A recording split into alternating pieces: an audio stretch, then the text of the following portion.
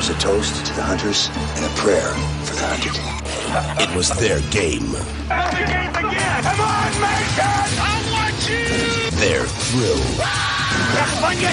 Their rules. I like my meat rare. Mr. Mason! Now he's gonna show them how to play it. Surviving the game. In a world where podcasts reign supreme, two friends dare to ask, do you even movie?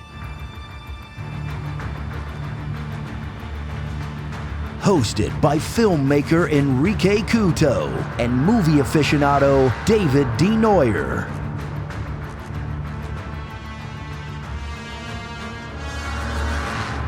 Spoiler alert.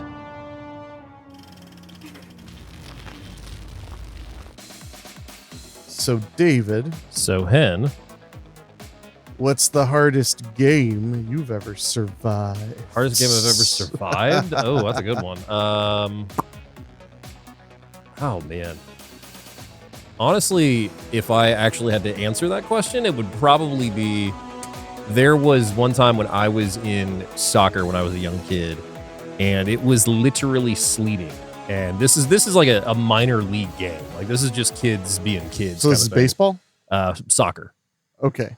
So kids being kids, it's sleeting out. They're not canceling the game, and it was my turn to be goalie.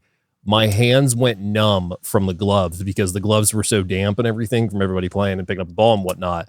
My hands went numb while I was playing goalie, and I did not think I was going to survive that game. The ball gets wet? Yeah, when it's on the field. Oh, from the snow, you mean? Yeah. Oh, yeah. Okay, I got you now. Yeah. Well, think about it. The ground's completely covered at this point. Mm-hmm. Ball's getting covered, and everybody is just miserable, kicking it as best they can and whatnot, and you're trying to pick it up with your numb hands, and it just was not working out. They had a competitive school game? This was like... Or this was rec. gym class? This is like rec league. That means like the rec, like the recreation, like for kids, like the little after school programs. Oh, okay, yeah. So it's for fun. Yeah. Okay. I mean, it was like a season, but yeah, it was just there like wasn't like any tournaments or anything. It was just like you played this team this week, you played this team this week. Well, it would just be weird if it was competitive. I'd be like, Jesus, they're like, sorry, it's snowing, doesn't matter. Get out there and win. Whereas I remember one time, literally, there was a tornado watch, maybe a warning. I can't remember. It wasn't a warning, but it was at least a watch, and it was a tornado watch, and they canceled the games. Like, we had already gotten to the field. We were getting ready to throw the ball down, and they're like, oh, tornado watches all around us. Game's canceled. Well, and it's got to start raining eventually. Yeah. It rained all the time. Eddie Furlong. For me, see, mine's not exciting. Russian roulette. I mean, that is a tough one to survive, especially with the loaded, entire all chambers loaded. I think that's just called suicide, David. The English language, it's a living language, David. It's a living language. Now, if you want to talk about video games, the hardest game I had to survive would be one that I still have not beat to this day, which is The Suffering, The Ties That Bind. Are you familiar with The Suffering? Mm-hmm. So did you ever play the sequel, The Ties That Bind? I didn't play either. So The Suffering is you're an inmate that gets sent to a prison. You're trying to figure out who framed you and got you sent there. All the while, there's like an evil unleashed in the prison. First game is awesome. Love the first game. Second game, basically a little bit more of the same story. But what they did with the final boss round of the game is you face every single fucking boss you face the entire game in one go. And you have to stay alive. And that was awful. Yeah, for me, it was Brain Scan. Brain Scan? I mean, that's fair too.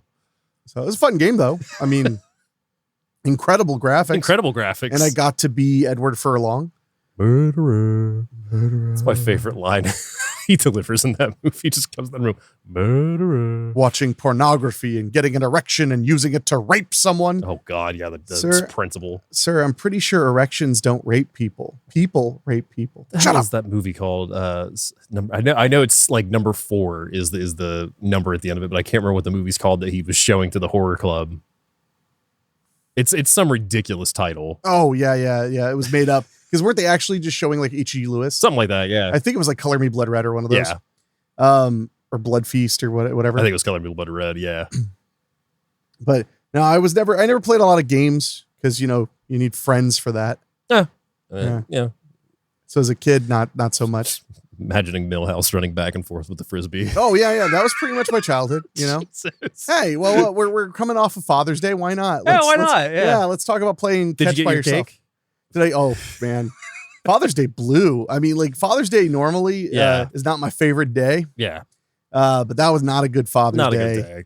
No. I don't even want to go into it like in detail. I mean, it's a lot, but it's just we were killing ourselves pulling together a production, and we pulled it together obscenely fast. Yeah. And then 5 minutes till start time, almost all of us are there, unpacked and starting to set up. I was literally putting the camera on the tripod, and then we found out we had to cancel the whole day.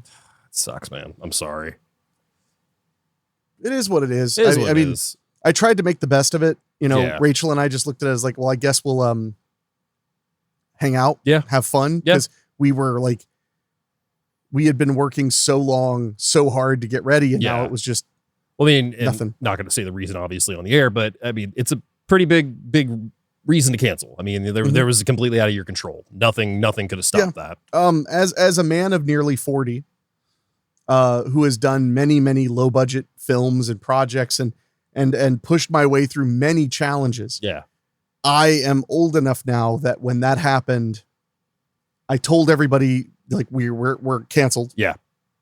And why? And then Rachel was like, what if we, and she had suggested something to try to solve it. Yeah. And I literally was like, this would be the most miserable day. Yeah. If we tried to turn it around. I am old enough to just know when I'm licked. When to quit. Yeah. When it's you're better off just cutting the losses. I still give you a lot of props because I mean, we had even tried to push through when this happened, but I remember when we were on Calamity Jane's Revenge it was Jesse James. Sorry. Jesse James Unchained. And we were shooting during that windstorm. Yeah. I remember me and I can't remember who else, but we were holding that door shut because the wind was blowing. You and Whiting. Yeah, me and Whiting. And it was just like, I remember like, I think an hour passed after that and you were just like, we've got to call this. Well, we had stuff to film in there. Yeah. So we filmed all of that. And every time we took a small break, I would open the door and look at the sky, and it wasn't getting any better. Yeah. And after about an hour, an hour of it not improving, and we were waiting. Yeah. I was like, we got to call it because this is like really bad weather. Well, and I think you also had read the report that somebody had actually died. Somebody got killed in that storm. And then also I had that tree completely uprooted in my front yard that had almost landed on my ex's car at the time. Wouldn't that have been nice? No comment. No, but no, there are times when you have to do it, and there are times when you don't. Yeah. Like, I guess what I'm trying to say is like, you got to know when to hold them, know when to fold them. And know when to walk away. Kind of, yeah. Know when to jog. Know when to jog. Know when to open a chicken restaurant. There you go. Yeah.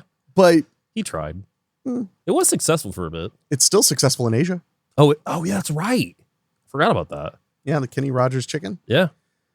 But yeah, it's tough when you have to kind of admit you're licked. Yeah. But there's a freedom to it too. Like if we had tried to save the shoot, it would have required us losing about 2 hours, 3 hours of shoot time in order to rejigger everything. Yeah.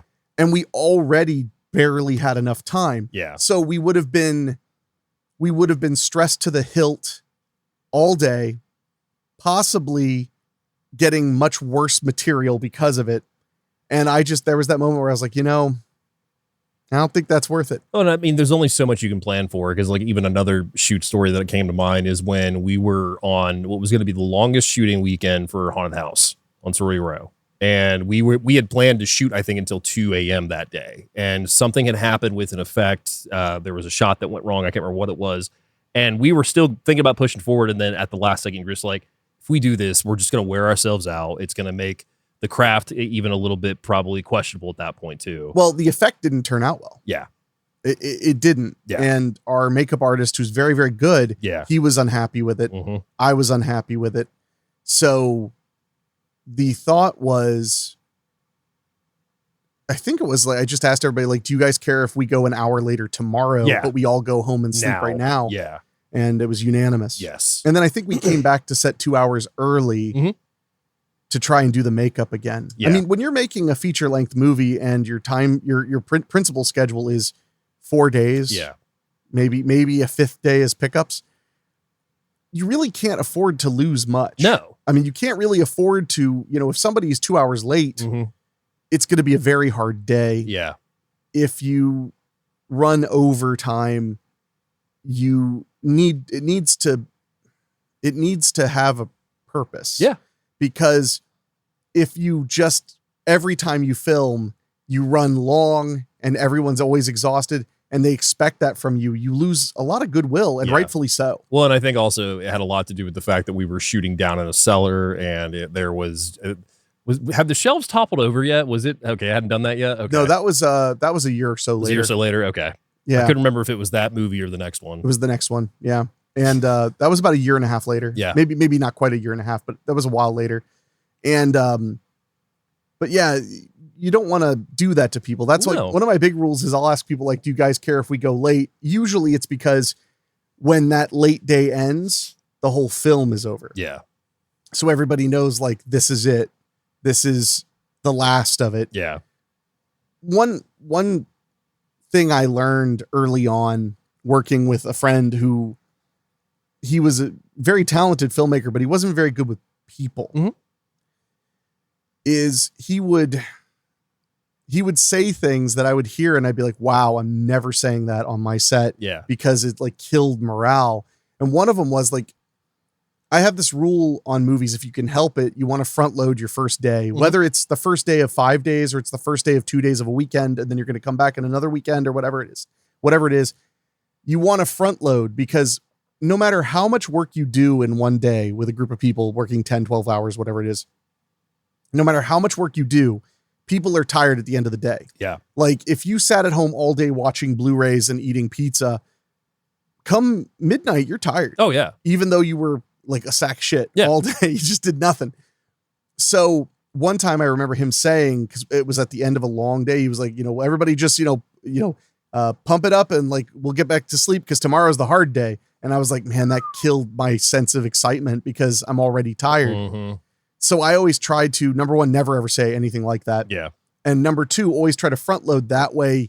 Even if it's grueling and it's late, you could be like, remember guys, tomorrow we do 2/3 as much stuff as today. Yeah. Like tomorrow is easy. Or one thing I've always loved about you is you've always made a tough day also around a really good meal. Whether it's something that your mom has made or whether it's something special. I try to do that. You always try to like front load a hard day, but then also have a really good meal as like the halfway point, if not like we're almost there. Well, and I think with a few extenuating circumstances, I think that, there should be, if there are going to be 2 meals in a day, one of them should be hot. Yeah. I think that's just nobody. I mean, who doesn't like a sexy meal? Really hot and sexy meal. Nothing like a hot meal on an 85-degree day in the sun. I think my favorite was still when we had gotten pizza from a place. I think it was where was the house that we shot at a lot? It was in Waynesville. Waynesville, thank you. I wanted to say West Milton, but I knew that wasn't right. No. We had gotten that Waynesville pizza place, and we didn't realize that they put the pepperoni underneath the cheese. So when we got our pizzas, it just looked like 2 cheese pizzas. Yeah, and one was for the vegetarians. So. Luckily, if I had to guess in that situation, Eric Whiting was our Christopher Columbus who explored the Might pizza. have been both of us, yeah, because I think we both were just like, that pizza looks a little lumpy. Like, it looks like pepperoni might be underneath. I remember pizza being good, though. Pizza was great. Yeah, that place was not near anything convenient. No. So it was like a 40-minute round trip to get that damn pizza. Yeah.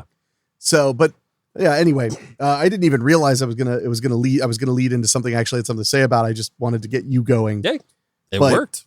But no, so I ended up going with Rachel to the Hunan House. We went to Hunan House and ate just Chinese buffet to drown away our tears. That's what you got to do. Then we went to the cigar lounge and I got this ridiculous LFD cigar. LFD cigars are known for being very strong. Yeah. So strong that a lot of people believe that's why people call them LFD, because it stands for La Flor Dominicana, which sounds beautiful. Yeah. But they're known for being like all ligero, all like really powerful. So I feel like that's why people never call it that. They always call them LFD because it sounds more intense, more military almost. That's where you've seen the boxes. They double Ligero. Those are LFDs. And they're almost always tiny because they're very strong. It's like I remember I've had one of the JFRs and my ex had called it a Jafar cigar, and I was like, that's kind of funny. It's pretty good. Yeah. So, but we made the best of it as best we could. Yeah. We're filming again. I mean, by the time this airs, it'll be done already. Yeah. And God willing, nothing could go wrong with that one. Hopefully not. Yes. This is wood. We're just knocking on that. That we are. But it was a lot. I know it was. It was a lot. And yeah, there was a lot that whole weekend. Yeah. That was not an easy time. Well, the good news is you got your car back. I did. Yes. No, which was a hilarious thing too. Honestly, that week was kind of a lot of awful. But one of the funniest things was my car had been in the shop for almost 2 full weeks. I found out what happened. Yeah, you told me. Yeah, but go. Yeah. Please tell the audience. Well, I found out that what happened was I dropped my car off on Monday. I dropped it on a Saturday and they're not open on Sunday. So on a Monday, they called me up and they were like, okay, we confirmed it's the hybrid inverter. It's expensive. Are you sure? Do you want to do it? I'm like, yeah. So we figure all that. And they were like, well, the part will be here Wednesday. And he was like, I'm hoping we get you on the road Thursday, maybe Friday at the latest. I'm like, all right, cool. Wednesday, they confirm the part arrives and then I hear nothing. And my mechanic's usually really good. I think I bitched about this last week too, Yeah. But apparently what had happened is their lead mechanic left the day my part arrived for his vacation. So they were understaffed and he was the only person there who had ever worked on a hybrid battery system, which is, from what I've understood, relatively dangerous. Yeah, I can see that. It's high, because it's high amperage, high voltage. Yep. I've heard of people DIYing it, but I've heard that it's dangerous and they actually have gloves Specifically that are for it. specifically for handling hybrid batteries so that you can't get electrocuted. They had one pair of those gloves because it's a specialty item. So they had to order another pair because they realized they needed like 2 mechanics minimum to try and do this thing. Yeah. Well, the gloves arrived late.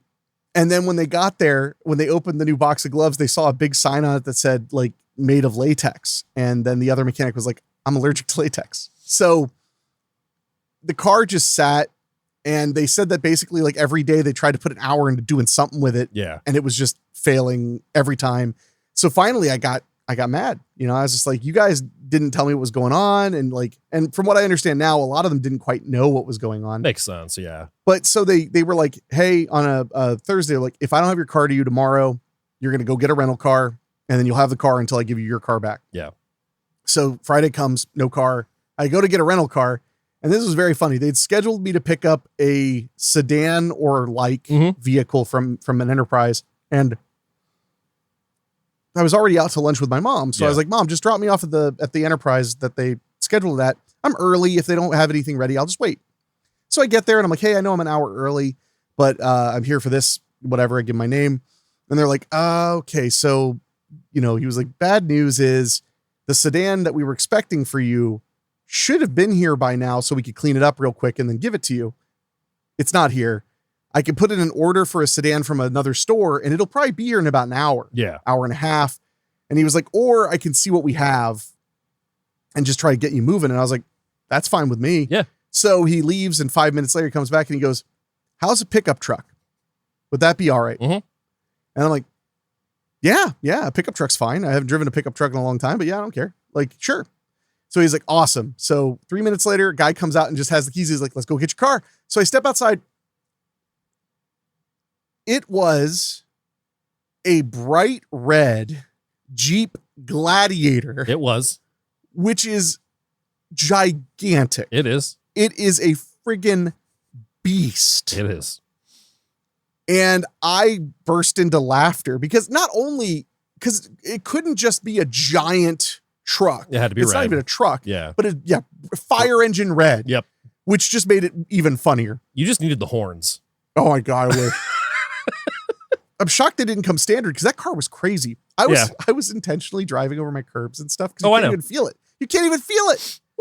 It was awesome. I drove that thing like I stole it. I was like, again, I was gunning the gas because I drive a Prius, you know, and they're not like, a lot of people have opinions about Prius based on like when they first came out 08, 07, and they were really in the words of my friend Matt Lake, who owned a first generation Prius, he was like, it has the delightfulness of a golf cart motor combined with the delightfulness of a riding lawnmower motor. And I was like, yeah. And he was like, not a very good car. Yeah. Great gas mileage. Not a very good car. Well, I have an 09 and it's got a little, it can go. Yeah. It's fine. It's still, it's not a friggin' monster. This was a V6 friggin' thing.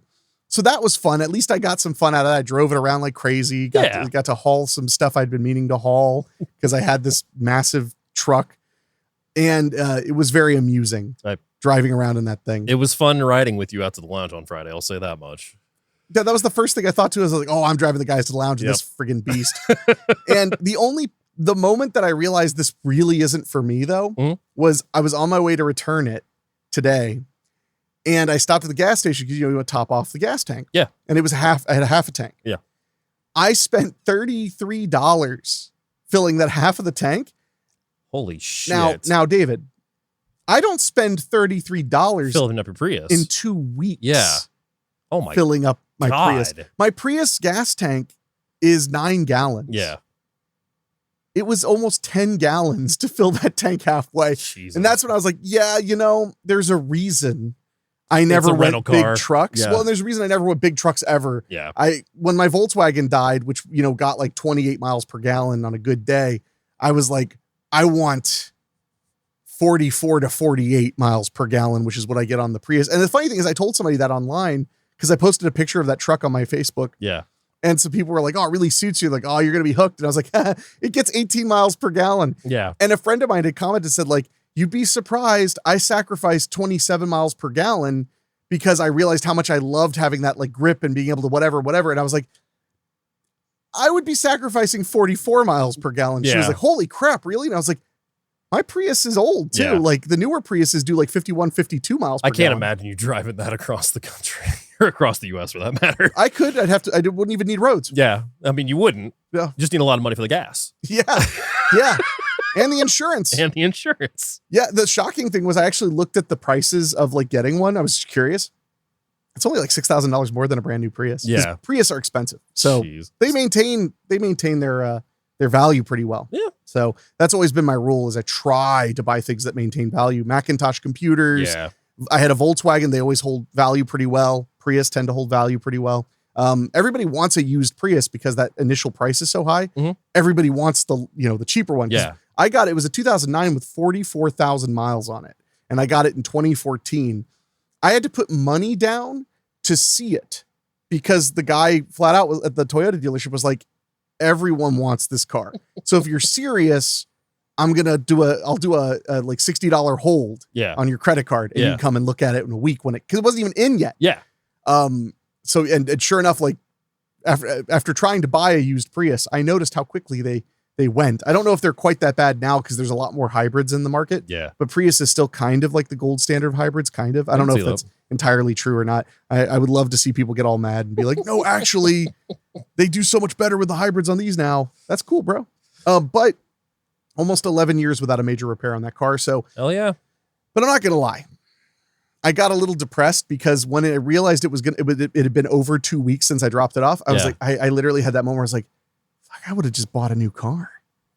I mean, not that I'm rich, but like I spent $3,700 fixing that car, roughly somewhere in that neighborhood. Yeah. Like I could have put a nice fat down payment on a car, traded in that car to a Toyota dealership, which would give me a lot of a trade in. Yeah. I could have, but the reason I didn't is I was like, well, I like my car and I want it back soon. Yeah. So I did have that moment where I was like, fuck, I really should have just bought it. My mom even said, she was like, we probably should have just went and found you a new car. Cause in 2 weeks we could have found you the right car. And I was like, yeah. Live and learn. Well, it has 195,000 miles on it. Mm-hmm. The engine is in phenomenal shape. Now that the hybrid inverter has been replaced, those basically never fail. Yeah. Like that's one of the reasons they didn't know how to replace it is it's the most common issue in that era of Prius and it almost never happens. Never happens. Yeah. So it's one of those things. That's how it was explained to me on a message board where I was trying to learn what was going on with it. People were like, it's the most common problem in a car with very few common problems. So in fact, I think they said it was guaranteed to 150,000 miles. And on the current Prius, it's guaranteed for the lifetime of the car. Damn. Because that's how much they've advanced the stuff. Makes sense. So I don't know. I like my Prius. And I have full intention of buying another Prius inevitably. Makes sense. But yeah, I just had that moment where I was like, man, I could have put a $2,000 down payment on a Prius with like 55,000 miles. I mean, I might have to go to Columbus, Ohio, or Indianapolis to get it. Still, could have done it. Oh, it's worth it. Well, it's worth it. You know, like because you drive a SUV. Yeah. Trailblazer. Yeah. And like, you do not understand when you get like 44 to 48, it really is 44 to 48. That is, I've never gotten much lower than that, except sometimes in the winter. I mean, I can get to Wasteland on one tank of gas and not even use the entire tank in that car. I mean, I can too. The difference is my tank is 9 gallons. Yes, I know that. Well, because from what I understand, most car manufacturers, their goal is for a tank of gasoline to get you around 300 I think mine, miles or 320. I think I have a 17-gallon tank. Yeah, that sounds right. Yeah. So when I had my Volkswagen, Volkswagen had like a 13-gallon tank. Yeah. When I got the Prius, I noticed it would just click, and I was like, it's 9 gallons. Mm-hmm. Part of me was like, I wish it was 13 gallons so I get like 500 miles on one tank. Anyway, but no, so I'm happy to have my car back. That's something nice. My micro drama just dropped on Dorian. Hell yeah. I'm not going to plug it here. It's not really the audience. Fair. But if you're curious to see my micro drama, like ghost soap opera, you can comment on the video or comment on Spotify and I'll happily give you the link. Yeah. But it's on the Dorian app. You can't miss it. If you download the Dorian app, you'll find it and type my name in, it'll come up along with the other series that'll be up in like 2 weeks. There you go. So it's been really cool working with the people at Dorian. I mean, it's been an experience because it's very different. They're tech people. Yeah. So they're just so different. Honestly, overall better. That's good.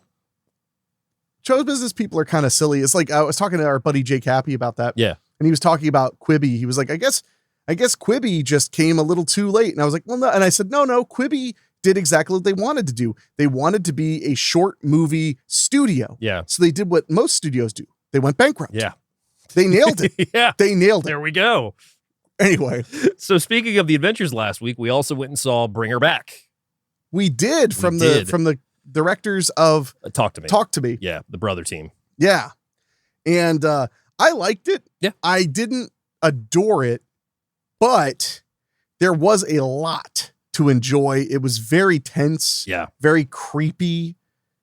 It hit all of those points very well. I liked that it was relatively contained.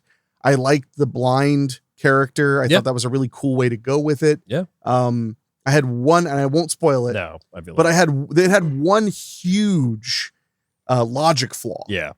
That I can usually let go of that, but that logic flaw makes the entire movie happen. I need to see it a second time to think about it because I'm willing to let it go on this first viewing, mainly because I liked Bring Her Back a lot more than Talk to Me. I had no big beef with Talk to Me. I thought it was good. I thought it was a solid thriller. Very unsettling. There's just one treatment of a character in that movie that just really bothered me because they just didn't stop. I like how that bothered you. That like turns you toward the other one where like the only problem is there is just, it's a lot of disbelief for a major point of Bring Her Back to Work. Yeah, That doesn't ruin the movie. Yeah, the you movie and I has talked about incredible scenes. It's just that the inciting element that keeps things going doesn't quite make sense. You and I talked about that, and you're not wrong. My big beef with Talk to Me was I remember sitting in the theater and it got to a point where I was just like, is this what they're going to keep doing in this movie to this particular character? And then when the character didn't really even get a happy ending by any stretch, honestly, it just really, I just wasn't a fan of that. Like Talk to Me's fine. As opposed to Bring Her Back full of happy endings. Bring Her Back gave closure though. It did. Yeah. It did. Bring Her Back gave closure. Talk to Me left it open because we are getting a sequel. But yeah, I've been having this conversation with a couple of people, and I really wanted to like Talk to Me more. But have you rewatched Talk to Me? Though? No, I haven't. I might need to, but that fuck it. I'll just say it. What happens to the brother in Talk to Me really upset me. Sure. And then it did it again. And it did it again. Mm-hmm. And then even by the last action of the movie, I'm not going to spoil that, but even by the last action of the movie, brother still doesn't really get off on a good hand. And is completely fucked for life. Mm-hmm. And did nothing. Yeah. That's my biggie. I mean, there was a lot of cruelty to people who had didn't deserve it in Bring Her Back. But Bring Her too. Back, I think what I liked about Bring Her Back, and it could have been the supernatural element was a little bit more explained in Talk to Me, and I guess it was a little more left open in Bring Her Back. Little bit is heavy. A lot. There's no explanation, which is fine. Yeah, which worked fine. Yeah. But there is no explanation, for exactly how we got to what's going on. Whereas Talk to Me, you basically get everything in that first 10 minutes that they bring out that hand. Yeah, it's. I think that one builds a universe in a more traditional way. I'm very curious to see what they're going to do with the sequel, and I most likely will watch it again with the sequel coming. But yeah, if I had to pick out of the two so far that I really liked more, I really did like Bring Her Back more, and I'm ready to watch it again. I will say I remember your mood being a little snippy that day. For Talk to Me? Yeah. Well, when I looked back on what day it was, yeah. Yeah, I wasn't saying like, so fuck you. Fuck you. I'm getting off the show now. We're done. Cool. Sweet. All right, let's talk about this Don Pepin Garcia, My Father, Connecticut. This is a cigar show now. Yeah. No, but that's why I was like, maybe you should give it a rewatch, because I do remember, I think you were in a kind of a mood, and that doesn't mean that you'll love it more anyway. Yeah. But and I think you were really hoping for the vibe I got when we talked about it was that you were kind of hoping for like simultaneously a teen slasher movie, but also that would be like not at all what you would expect. I don't remember that, but that does sound like me. Yeah. Well, no, and that's what I mean is it was like, it's kind of a little contradictory, because I liked that it did give you a teen slasher movie in a way you hadn't seen before, but it also skipped some of the tropes. Well, and what's funny to me is Bring Her Back has more of a terrifying, unsettling scene that I'm not going to spoil that kind of upped Talk to Me. Like, Sweetie, you're going to have to be more specific. I don't know which one you're talking about. Nom, nom, nom, nom. You're still going to have to be more specific. You know I'm right. No, that's me gassing up Bring Her Back. Hey, Bring Her Back is disturbing. Do you want some food? Oh, don't do that. I mean, maybe I know what you're talking about now. That movie's got a lot of hard scenes to watch. I don't want to act it out. No, I don't want you to either. Yeah. I'm just, but my point is just that I'm with you. I think the movie's even more disturbing. The brother tried to help so many ways and made it worse. I'll put it that way. I mean, that's the entire film. In Bring Her Back. Yeah, well, I mean, you're not wrong. The brother tried to help one character that we got a lot of sympathy for, and then something happened where he was trying to take him. I know which scene you're talking about. But my point is that there is a lot of disturbing There scenes. is, but that one in particular, I just remember being on my seat being like, holy shit, no. That one was rough. Yes. That one was rough. That was like cringy, like things with fingernails. It wasn't things with fingernails, but like things with fingernails or like, that kind of thing. I'm not disagreeing. Yeah. That was kind of my point is that like, it's actually, I think they hit that note really well multiple times. I probably do owe Bring Her Back, Talk to Me another watch. So I will, like I said, I will get to it. But yeah, if I had to pick right now, Bring Her Back was my favorite. It could change, but I highly recommend Bring Her Back. Well, and Bring Her Back, that's kind of why I'm a little harsher to Bring Her Back, is because by being more self-contained, that's generally something I like more and find scarier. But then having to have one of the conceits to make it all make sense, not have a lot of logic to it. It's like a automatic half-star deduction. Yeah. It's not enough to make me say don't ever see that movie. It's great. It's really a good film. I feel like the main character in Talk to Me was really unlikable.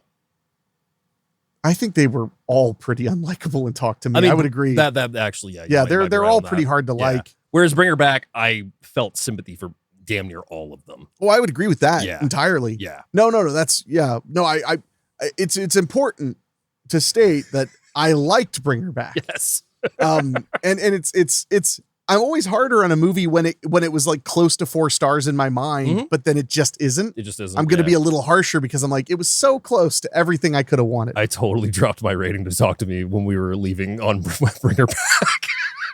Hateful bastard. You're a freaking hateful bastard. See, and unlike David, this is a hypothetical star rating because I don't write these things down ever. I like the idea that based on my mood and what I had for lunch that day, I will say what star rating I feel a movie is in that moment. Well, That's one of the most rewarding things of our friendship when it comes to our movie friendship, especially, is that you've had redeems, I've had redeems, cinematic redeems and everything, where it's just like, you were just like, I was never a big fan of this movie, but I'll give it another shot. And then you turned around liking it. Same thing with me, but you've had way more on me than I have on you. Yeah. Well, I think that my era of I was in a bad mood or whatever. I think my era was just the window was a little shorter. Yeah, that's fair. That's all. Because like there are a couple of movies that I like outwardly didn't like when I first saw them. Yeah, that are bizarre. I mean, like I didn't like Straight Into Darkness the first time I watched it. That's shocking. Yeah, that's really shocking. Because Burr, the director, when I told him, I was like, it was kind of a little dark for me or whatever. And he was like, a lot of people felt that way. You know, it's all right. When I rewatched it a few months after I knew him, and literally the moment it ended, I was texting him and I was like, that movie's fucking genius, dude. Like, no, it really is. It's a genius film. Yeah. It really is great. So I think my window was just a little shorter. I think, with your time in college and stuff like that, I think you had a lot of interesting times to experience stuff. The hardest thing lately has been going back and watching some of the stuff that I loved when I was in tail end of high school into college. A lot of those like Anchor Bay titles, like the original Anchor Bay titles and like Dimension Extreme and whatnot. And don't get me wrong, I still like them, but they had their time and they've kind of moved a little lower on the shelf. Give it 8 years. Yeah. And then they'll be wonderful again. Because right now everybody's really into the 90s. They'll be into the 2000s in no time. We're already knocking on it a little bit. Yeah. I mean, Laid to Rest definitely did hold up. Laid to Rest 2, not so much. Yeah, I could see that. Yeah. No, it's funny. I was watching this video about how nostalgia works and stuff. And it was talking about how like millennials are obsessed with the 90s. And I was like, yeah, but only I thought this out loud when I was watching. Like, yeah, but only recently. Like in 2010, it was all the 80s. Yeah. And then he even mentions he even says like in 2011, it was all about the 80s. It's always about 30 years. Mm-hmm. And I was like, it is. It's always like about 30 years. The last 3 VHS films have been 90, if I'm not mistaken. Oh, yeah. No, people are all thinking about the 90s now and how, I mean, look at the resurgence. So a resurgence of vinyl and VHS, I feel like that's very 80s coded, more 70s with vinyl, but you know what I mean? Very 80s coded, especially because in the 80s, you got vinyl releases for like rock music and stuff. Because a lot of people nowadays, not so much, but like when I was growing up, when you heard vinyl, you were thinking like, oh, you're really into like Paul Anka. Mm-hmm. You know, that was what you think of. Yeah. But then if you think of the 80s is when it's like, oh, I got a Cramps record. Oh, I got all these things. Now you look at like vinyl's still running strong without a doubt. Yeah. But like now there's this resurgence of like cassette tapes. Mm-hmm. And I see cassette tapes as way more 90s. We just watched Jason Goes to Hell, the new 4K from Arrow over the weekend. And then our buddy Ryan at TerraVision announced the Jason Goes to Hell soundtrack for the first time ever on cassette. So naturally, I had to pre-order it. And they sold the most cassettes they've ever sold in one sale. Well, they have, to give them a pitch real quick, as of right now, they have 1 through 9 Friday the 13th soundtracks available on cassette. Oh, yeah. That's a big fucking deal. I would agree. Yeah. So but I'm saying, so cassettes to me, being a kid who was born in 86. Yeah. Like my Walkman, my first Walkman was a cassette Walkman. Mm-hmm. Same. Cassette tapes weren't just in the car. They were a thing they were in the homes. They were, and you would record cassettes off the radio and stuff like that. I got my first CD player in like 2001, like personal Walkman CD player in like 2001. So that sounds about CDs were at the end of the 90s, like to where it was like we'd have a boombox or we had a little stereo in the living room. We'd listen to CDs and we'd get them from, we'd scam, what's that house? Columbia House. We would do it. Oh, my mom would be like, order whatever you want, because when they send the bill, I'm going to say my kid did it. Because you did. And you always get out. You just say my kid did it. And they're like, oh, shoot. Yeah. And then oh man, I guess it really did only cost 4 cents a CD. So I remember because I got like Jeff Foxworthy's stand-up comedy album. I got the Beavis and Butthead CD. Oh man. I think that was the movie soundtrack. Yeah, it would have been the movie soundtrack. Good soundtrack, by the way. The Mortal Kombat soundtrack, which is one of the best movie soundtracks. Yeah. That movie and that soundtrack introduced an entire generation to industrial and techno music that had never really been around it. Because I mean, that's how I first heard KMFDM, Typo Negative. Tracy Lords had a song on that album, even though I don't know if it was under her name or not, or it might have been under the mixer and everything. But she had a song on that album too. It had some great stuff on there. Yeah. And I mean, I remember listening to that CD a bunch and then going to like Best Buy, and they had one KMFDM album. Yeah. And it was KMFDM Sucks, which is a great album. Really fun. I think it was EP actually, but it was really fun. But I remember like jamming to KMFDM Sucks and listening to all this. And then eventually I got Nihil, I think is how you say it, which was the album that Juke Joint Jezebel, which was from Mortal Kombat, was on there. Yeah. And I would like listen to that all the time. And then that took me down the road to like Snake River Conspiracy and Switchblade Symphony. And I have your Snake River Conspiracy now. That's a great album. That's a good album. That's an album. It's not on Apple Music. No. You can only listen to it on YouTube or if you actually have the CD. I really hope that people, that was a fascinating album. Really well produced, thought out. Yeah. The vocalist was amazing and she was completely unknown. Yeah. So anyway, I could talk about Snake River Conspiracy. We can forever. keep going with 90s nostalgia because our movie tonight is a 90s movie. And it's a very nostalgic 90s movie to me. Yes. Because it was on television, regular, not HBO either. It was just on USA. It was on TBS. It was on TNT all the time when I was a kid. Yes, we are wrapping up Listener Request Month with one of our most requested titles since we started the show, and that is Most 19. requested? One of them, yeah. There was basically a top 3, and that's what we chose this month. Karate Kid, Surviving the Game, and Ready or Not. Wow, I'm surprised Surviving the Game got requested so much. I'm happy about it because this is a movie that I felt like was kind of forgotten for a little while, and then people would talk about it here and there, and then when Shout Factory did their little blue release, which the movie needed it because that DVD was rough to watch, and the VHS was impossible. I mean, that we'll talk about it when we get to it. But the big night scene at the end on DVD, it was hard to watch. On VHS, it was impossible to watch. I bet. I wonder how it looked in the theater. Like I said, when I sent you that clip of Siskel and Ebert, that they have it up on the screen, and you can barely tell that's F. Murray Abraham until you hear his voice, F. Murray Abraham. But yes, we are talking about Surviving the Game from 1994, 1 hour and 36 minutes, rated R for strong violence and language. IMDb synopsis says, a homeless man is hired as a survivalist guide for a group of wealthy businessmen on a hunting trip in the mountains, unaware that they are killers who hunt humans for sport, and he is their new prey. That's a decent one.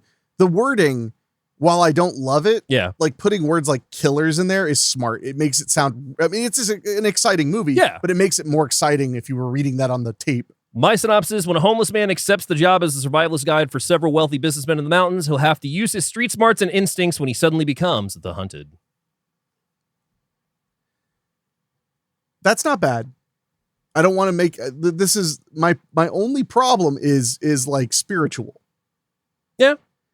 I don't, and this comes down to a person having watched the movie so many times, what I get from the movie personally. Yeah.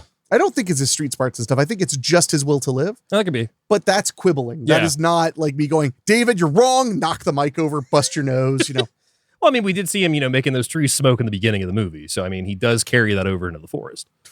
Those damn city trees always smoking their Pall Malls. Taglines include, Jack Mason knows he's going to die someday, but today he's not in the mood.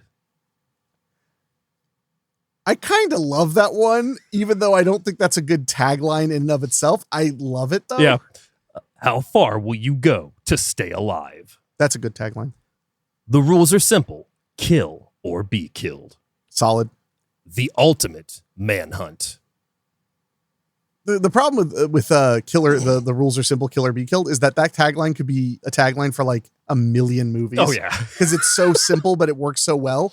You could use that so many action movies. Lastly, the thrill is the kill. That's good. I like that. That's a good one. Yeah.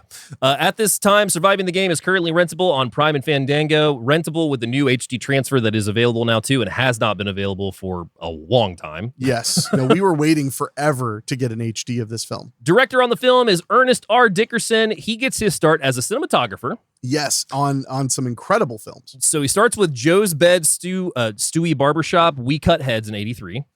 Goes on to do Grandmaster Flash and Mel White Lines Don't Do It.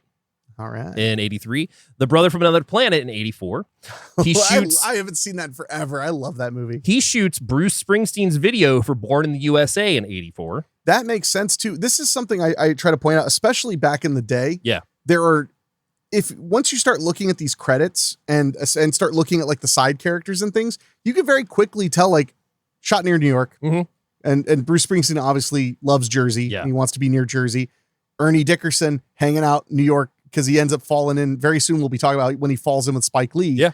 So it makes sense. It's kind of like you can watch Oz, and then after you watch Oz, every movie you watch, you'll see like the guy who's the cab driver be like, oh, they're shooting near New York because Oz literally had every single character actor New York had to offer was in that show. I mean, that's what put J.K. Simmons on the map as a character actor to the whole world, because he was a Broadway guy almost exclusively. Was he the Eminem before he got Oz? I don't know. I think so. Okay. I think he was doing, because that would make sense, because like voice work, it's just a matter of like, they used to, did you know in back in the day, do you know what an ISDN line is? No. So I don't remember what ISDN stands for, and now I kind of want to. Okay. ISDN. But ISDN, Integrated Services Digital Network. So an ISDN line was the precursor. It was like it was similar to DSL, which was the precursor to not fiber, but to cable internet. Yeah.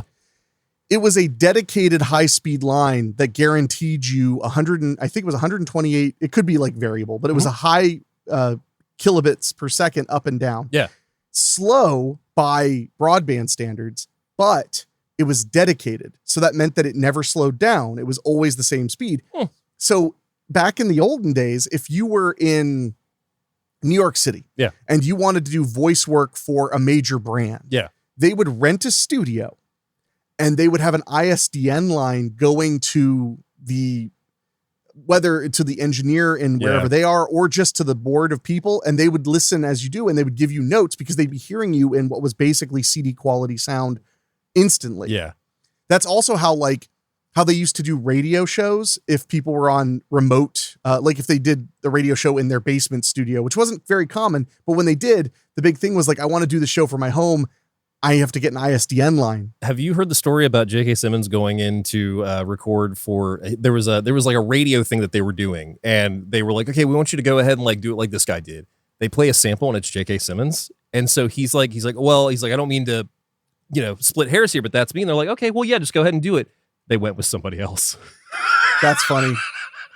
That makes me think of when Penn Jillette told the story about doing voiceover in Vegas, and the ISDN line was going to the people in the studio. Yeah. And in the studio in Vegas he was at, Rip Taylor was there. And I think this is when he was doing Comedy Central. Okay. He was the voice for Comedy Central. And so he grabbed Rip and said, like, help me do a joke. And he was like, okay. So he said, he was like, hey guys, real quick, I just wanted to pitch something to you. I could do a really good Rip Taylor. Like, what do you think? And then he had Rip, and Rip just going, what do you think? What do you think? How does this sound? How does this sound? And they were like, Penn, you're not an impressionist. Like, let's just stick to what works. Oh, poor Rip Taylor. Oh, he thought it was the funniest thing in the world. He did, well, because they also didn't ask him to do a Rip Taylor impression. It's just that's just pretty damn funny. That just kills me. So yeah, he does Born in the USA in '84, then shoots the Patti LaBelle music video for Stir It Up, then does Crush Groove, shoots Vampires in '86. Oh shit, he shot Crush Groove? I love Crush Groove. Shot 8 episodes of Tales from the Dark Side in '86. Shoots She's Gotta Have It, Enemy Territory in '87, Eddie Murphy Raw in '87. I believe that. Then goes on to do School Days, Experiments Unlimited debut video, The Laser Man, Do the Right Thing in '89, Public Enemy Fight the Power video, Fright House, Death by Temptation in 1990. And he also shoots Mo Better Blues, Law and Order, Jungle Fever, Sex, Drugs, and Rock and Roll, the Eric Bogosian special, Malcolm X in '92, which is also the same year he becomes a director with Juice in '92. Phenomenal film. Like really, really a great film. Ernest Dickerson is one of those directors that I have admired deeply. I mean, to go from shooting Bruce Springsteen, and you got to remember, this is just a guy from New York who was very talented. He went, I forget which film school he went to. Or if I know he did. Oh, he's from Newark originally, New Jersey. Man, he's 73 years old now. Yes, he is. His years active are 3 years before I was born to the present. But he, I wonder what school, I was trying to find out what school he went to. It doesn't matter, but he, I mean, the fact that he goes from Springsteen to like 4 years later shooting Malcolm X. Yeah. Incredible. He was shooting, so he had already directed Juice, and he was shooting Malcolm X in Egypt and reading the reviews from Juice. That's epic. He talks about that on the commentary, yeah. That is sick. So then he directs Surviving the Game in '94, follows that up with Tales from the Crypt Demon Knight, follows that up with Bulletproof, then goes on to do Blind Faith, Ambush, that one with Robert Patrick we watched. I love Ambush. That was a solid one. Robert Patrick had some great B movies because I just saw The Cool Surface for the first time. Yeah. And you need to watch it. You will love it. Oh, I'm sure I will. Robert Patrick, I mean, the ones we found, the few we found, the one of him and Rooker, Rogue Squad, or what was it called? Rogue Patrol or something like that. That was really good. Framed by Deception was really good. But I think the last gasp where he gets possessed by a warrior was probably the wildest one. Yeah. Rogue Force, yeah. Next to Zero Tolerance, where he was, just a complete fucking badass. Oh my, Zero Tolerance was so much fun. So Ambush in 98 follows up with Future Sport, followed by Strange Justice, Night Visions, then directs Bones in 2001. Our America, Monday Night Mayhem, Good Fences, Never Die Alone with DMX, he does in 2004. Followed by Third Watch, episodes of The L Word, Crossing Jordan, Criminal Minds, CSI Miami, Heroes, Masters of Horror, The V Word, ER, The 4400, Weeds, The Wire, Fear Itself, Medium, Bird Notice, Vampire Diaries, The Cape, Low Winter Sun, Dexter, Sleepy Hollow, Once Upon a Time, Under the Dome, Walking Dead, Damien, The Deuce, I'm Dying Up Here, House of Cards, The Purge, Bosch, Parish, and Bosch Legacy in 2025. Man, he got in TV and didn't stop. But my point is he got into TV right when it became premium. Mm-hmm. Like he didn't have to schlep doing any like cheap shows. He was doing all the big stuff right away. Monday Night Mayhem in 2002 was that big TNT movie about Cassell. I remember that. Yeah, and that was a very big deal when it came out. I remember like they were promoting the hell out of that. But I didn't realize he got in so early, like right when Showtime and HBO and stuff were making these really incredible shows. He was right there directing episodes. Yeah. It makes sense. I mean, he's damn good. And want to mention Bones is incredibly, I love Bones. It was underrated. I think now people appreciate it. Ever since that Shout Scream Factory Blu-ray came out, it seems like it's getting a little bit more appreciation. Oh yeah. So we have two writers on the film because technically this is based off of Richard Connell's short story from 1924, The Most Dangerous Game. Obviously. One of my favorite, not my favorite short story. I've read it once. Yeah. My favorite story to be adapted. You give me any adaptation of Most Dangerous Game and I'm excited. Well, just to name a few before we get there. So we've got The Naked Prey in 1966. We've got The Woman Hunt in 72. Turkey Shoot in 82. Mm-hmm. Love me some Turkey Shoot. Slave Girls from Beyond Infinity in 87. Deadly Prey in 87. Hard Target in 93. Surviving the Game in 94. The Pest in 97. You know, I always forget. It's a Most Dangerous Game. But it totally is. It totally is. I mostly just enjoy when he's farting Dracula. Oh, I mean, who doesn't? And I don't mean that he's farting out Dracula. I mean that he is a Dracula who farts in the shower. And where else are you going to be a farting Dracula? Then one I forgot about, Apocalyptico, the Mel Gibson film in 2006, is technically one. Have you seen Apocalyptico? Apocalyptico, yeah, sorry. I saw it for the first time in November. It's great. Of last year. No, it's phenomenal. I had no idea because it ended up putting Rachel and I on a nonstop Mel Gibson marathon because she had never seen The Man Without a Face and she had never seen Hacksaw Ridge. Oh yeah. She'd seen pretty much everything else. Yeah. But I had never seen Apocalypto. So she showed me Apocalypto and then it just snowballed into like, man, I haven't seen A Man Without a Face in forever. And she was like, what's that? And I was like, oh, it's a good one. It's a great film. So we also have last week's episode, Ready or Not, is technically one. The Hunt in 2020. Tremor, Shrieker Island in 2020. Apex, The Most Dangerous Game remake in 2022. And most recently, Death Hunt in 2022, which is a Canadian version. Yeah. So they're very polite. Very polite. Oh, hey there. We're going to hunt you for sport, eh? So the other writer on the film is Eric Burnt. He gets to start writing the screenplay for Surviving the Game in 94. Goes on to write Virtuosity in 95. Nice. Follows that up with Romeo Must Die. Wow. Followed by Highlander Endgame in 2000. Vegas Baby in 2006. The Hitcher remake in 2007. Another Rutger Hauer, original Rutger Hauer joint. Yeah. The Echo in 2008. And Z Nation in 2015. Really? Yeah. It's an interesting career. Our cinematographer is Bojan Bazeli, who gets his start as a DP on China Girl in 87. Goes on to shoot Tapeheads, Patty Hearst, Pumpkinhead in 88. Follows that up with The Comeback. Then shoots Big Man on Campus in 89. All right. Haunting of Sarah Hardy in 89. King of New York in 89. The Christopher Walken movie. Okay. Abel Ferrara. A Gnome Called Norm. Okay. Now we're getting into art. Mariah Carey Visions of Love music video. Mariah Carey Love Takes Time music video. Fever in 91. The Rapture Deep Cover in 92 with Lawrence Fishburne. The Fear Inside follows that up with Boxing Helena in 93. Follows that up with one of your favorites and my favorites, Body Snatchers in 93. He shot body snatchers. He snatched body shotters. There we go. Wow. That's so. Speaking of films that desperately needed a Blu-ray, Yeah. that one just got a simple Warner Archive Blu-ray, but Looks phenomenal. finally seeing that, and I'm not trying to be that guy, Yeah. but sometimes I can be. Seeing that film in the original 235 Aspect ratio. super wide aspect ratio Yeah.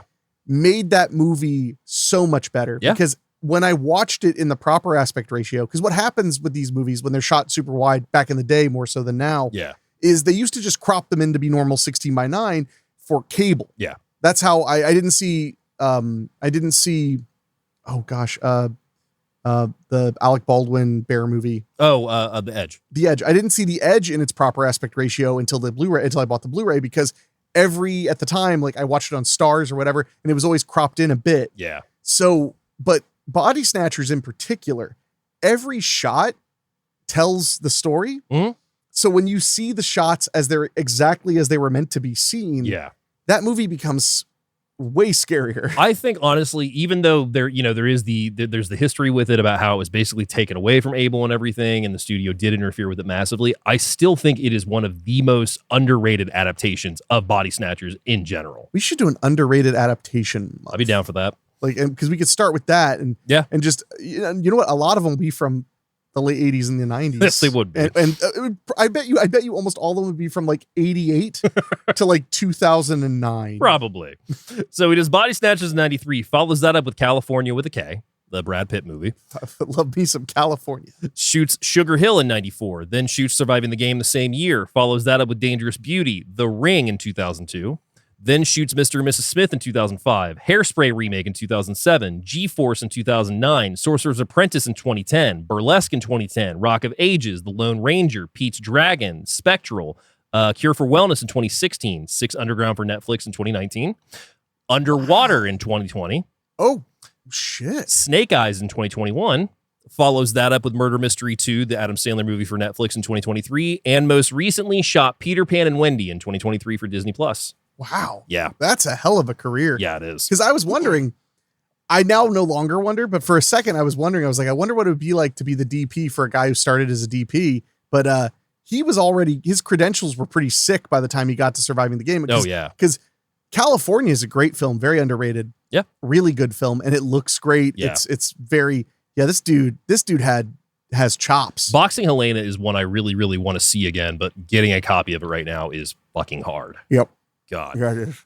So moving down to our cast, we have Mr. Rutger Hauer, who plays Thomas Burns in the film. 174 credits on his resume, by the way.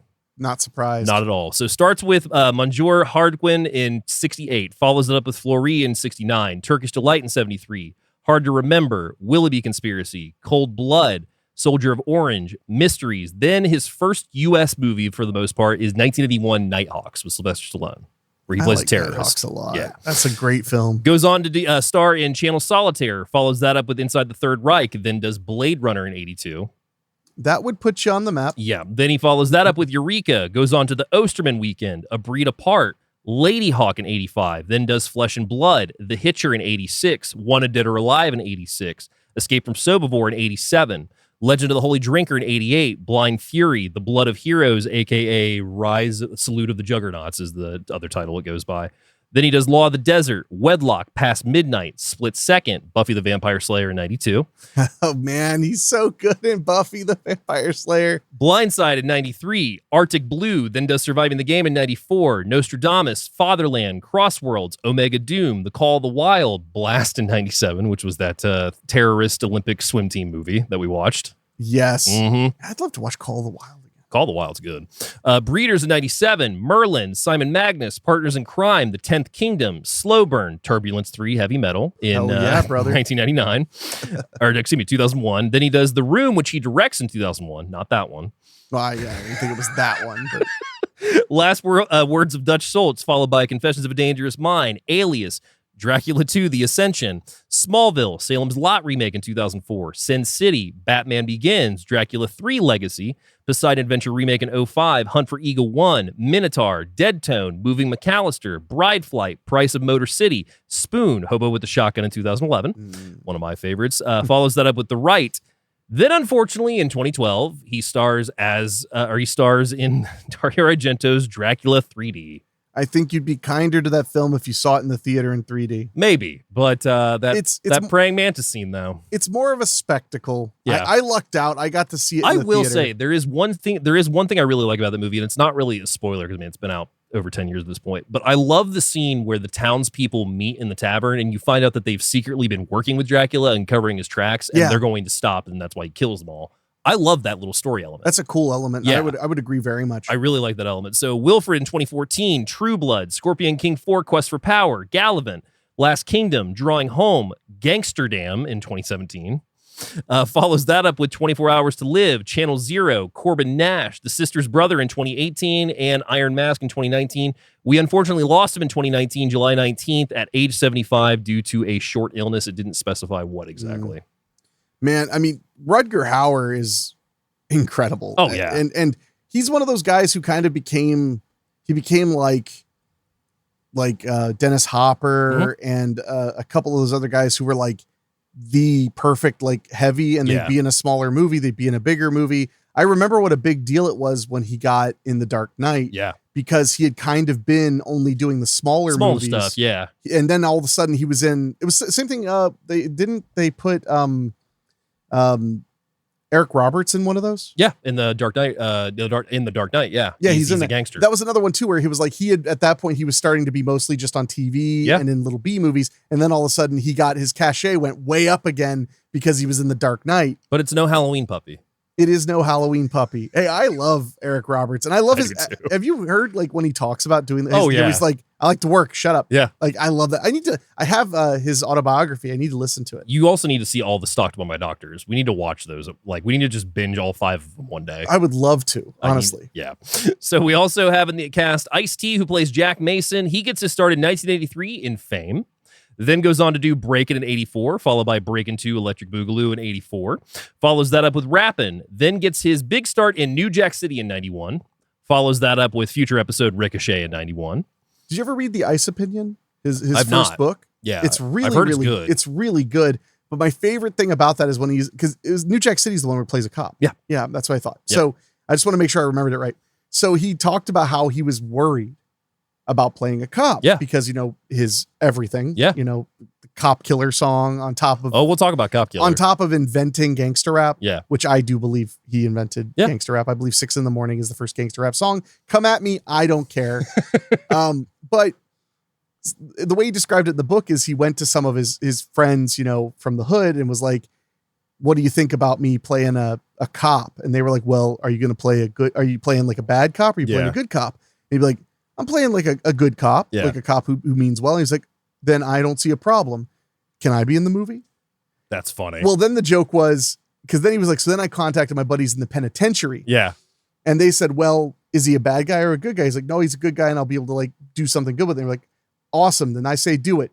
If I got it released, could I be in the movie? So the joke was that like nobody cared that he was going to be a cop. They just wanted to be in the movie because they thought it was so cool he was going to be in a movie. So he does Ricochet in 91, follows that up with another future episode, Trespass in 92. Phenomenal film. CB4 in 93, Who's the Man 93, does Surviving the Game in 94, then Tank Girl, Johnny Mnemonic, New York Undercover, Swift Justice, LA Heat, even as a voice on Duckman in 97. Well, I remember that. Duckman was something. Below Utopia, a.k.a. Body Count in 97. Yeah, I'll never let that one go. They picked that one over me. Mean Guns in 97, Crazy Six, Welcome to Paradox, Exile, Judgment Day in 99, which we watched. I love Judgment Day. That's a fun one. Urban Menace in 99, Batman Beyond, Final Voyage, VIP, Fresno Smooth, The Wrecking Crew in 2000, Lep in the Hood, a.k.a. Leprechaun 5 in 2000. Lep in the Hood, and he's up to no good. Luck of the Draw in 2000, The Heist, Law & Order SVU in 2000, which he is still on, I think, today. Yeah, I think you're right. Then he does 3,000 Miles to Graceland in 2001. Have you seen that movie? No. So his character is one of my all-time favorites. He's an assassin that not Kevin Kline. Wow, why am I blanking on his name? Cevin Bacon? Costner. Costner hires there are only 3 Kevins, so we got there. Kevin Costner hires him for this final shootout at the end of the movie. And when he walks up, he's kidnapped Kurt Russell's, it's not his kid, but it's the kid he's been with the movie. That's Courtney Cox's son. And he's got him like a peanut butter and jelly sandwich. And Ice-T walks up and he's like, you want a peanut butter and jelly sandwich? And he's like, yeah. I love that. Well, and the late 90s was when he was a pretty big name for low budget Yeah. action. And in this area, low budget was like $1.5 million or $2 million, because he did some for Fred Ray. He did some for Jim Wynorski. There's a picture of Fred Ray holding one of Fred's babies, or a picture of Fred Ray with Ice-T. Yeah. And Ice-T's holding one of his babies. Apparently Ice loves kids. Yeah. Like loves little he kids does. because he loved being a dad and everything. So there's a picture of him holding, I forget which one of them it was. Yeah. But holding him on the set of, I can't remember which one. It was like Stealth Bomber or That something sounds like right. that. Yeah. And but apparently he said that Ice was super fun because he was like, he didn't take it not seriously, but he was also just kind of like, this is the fun thing I do. Yeah. Like what I work hard at is writing rap music. Yeah. So No, the best thing about that is you get that scene with him, and then we get into the shootout at the end of the movie, and Ice shows up by spinning on this rope and just twirling machine guns as he's going through.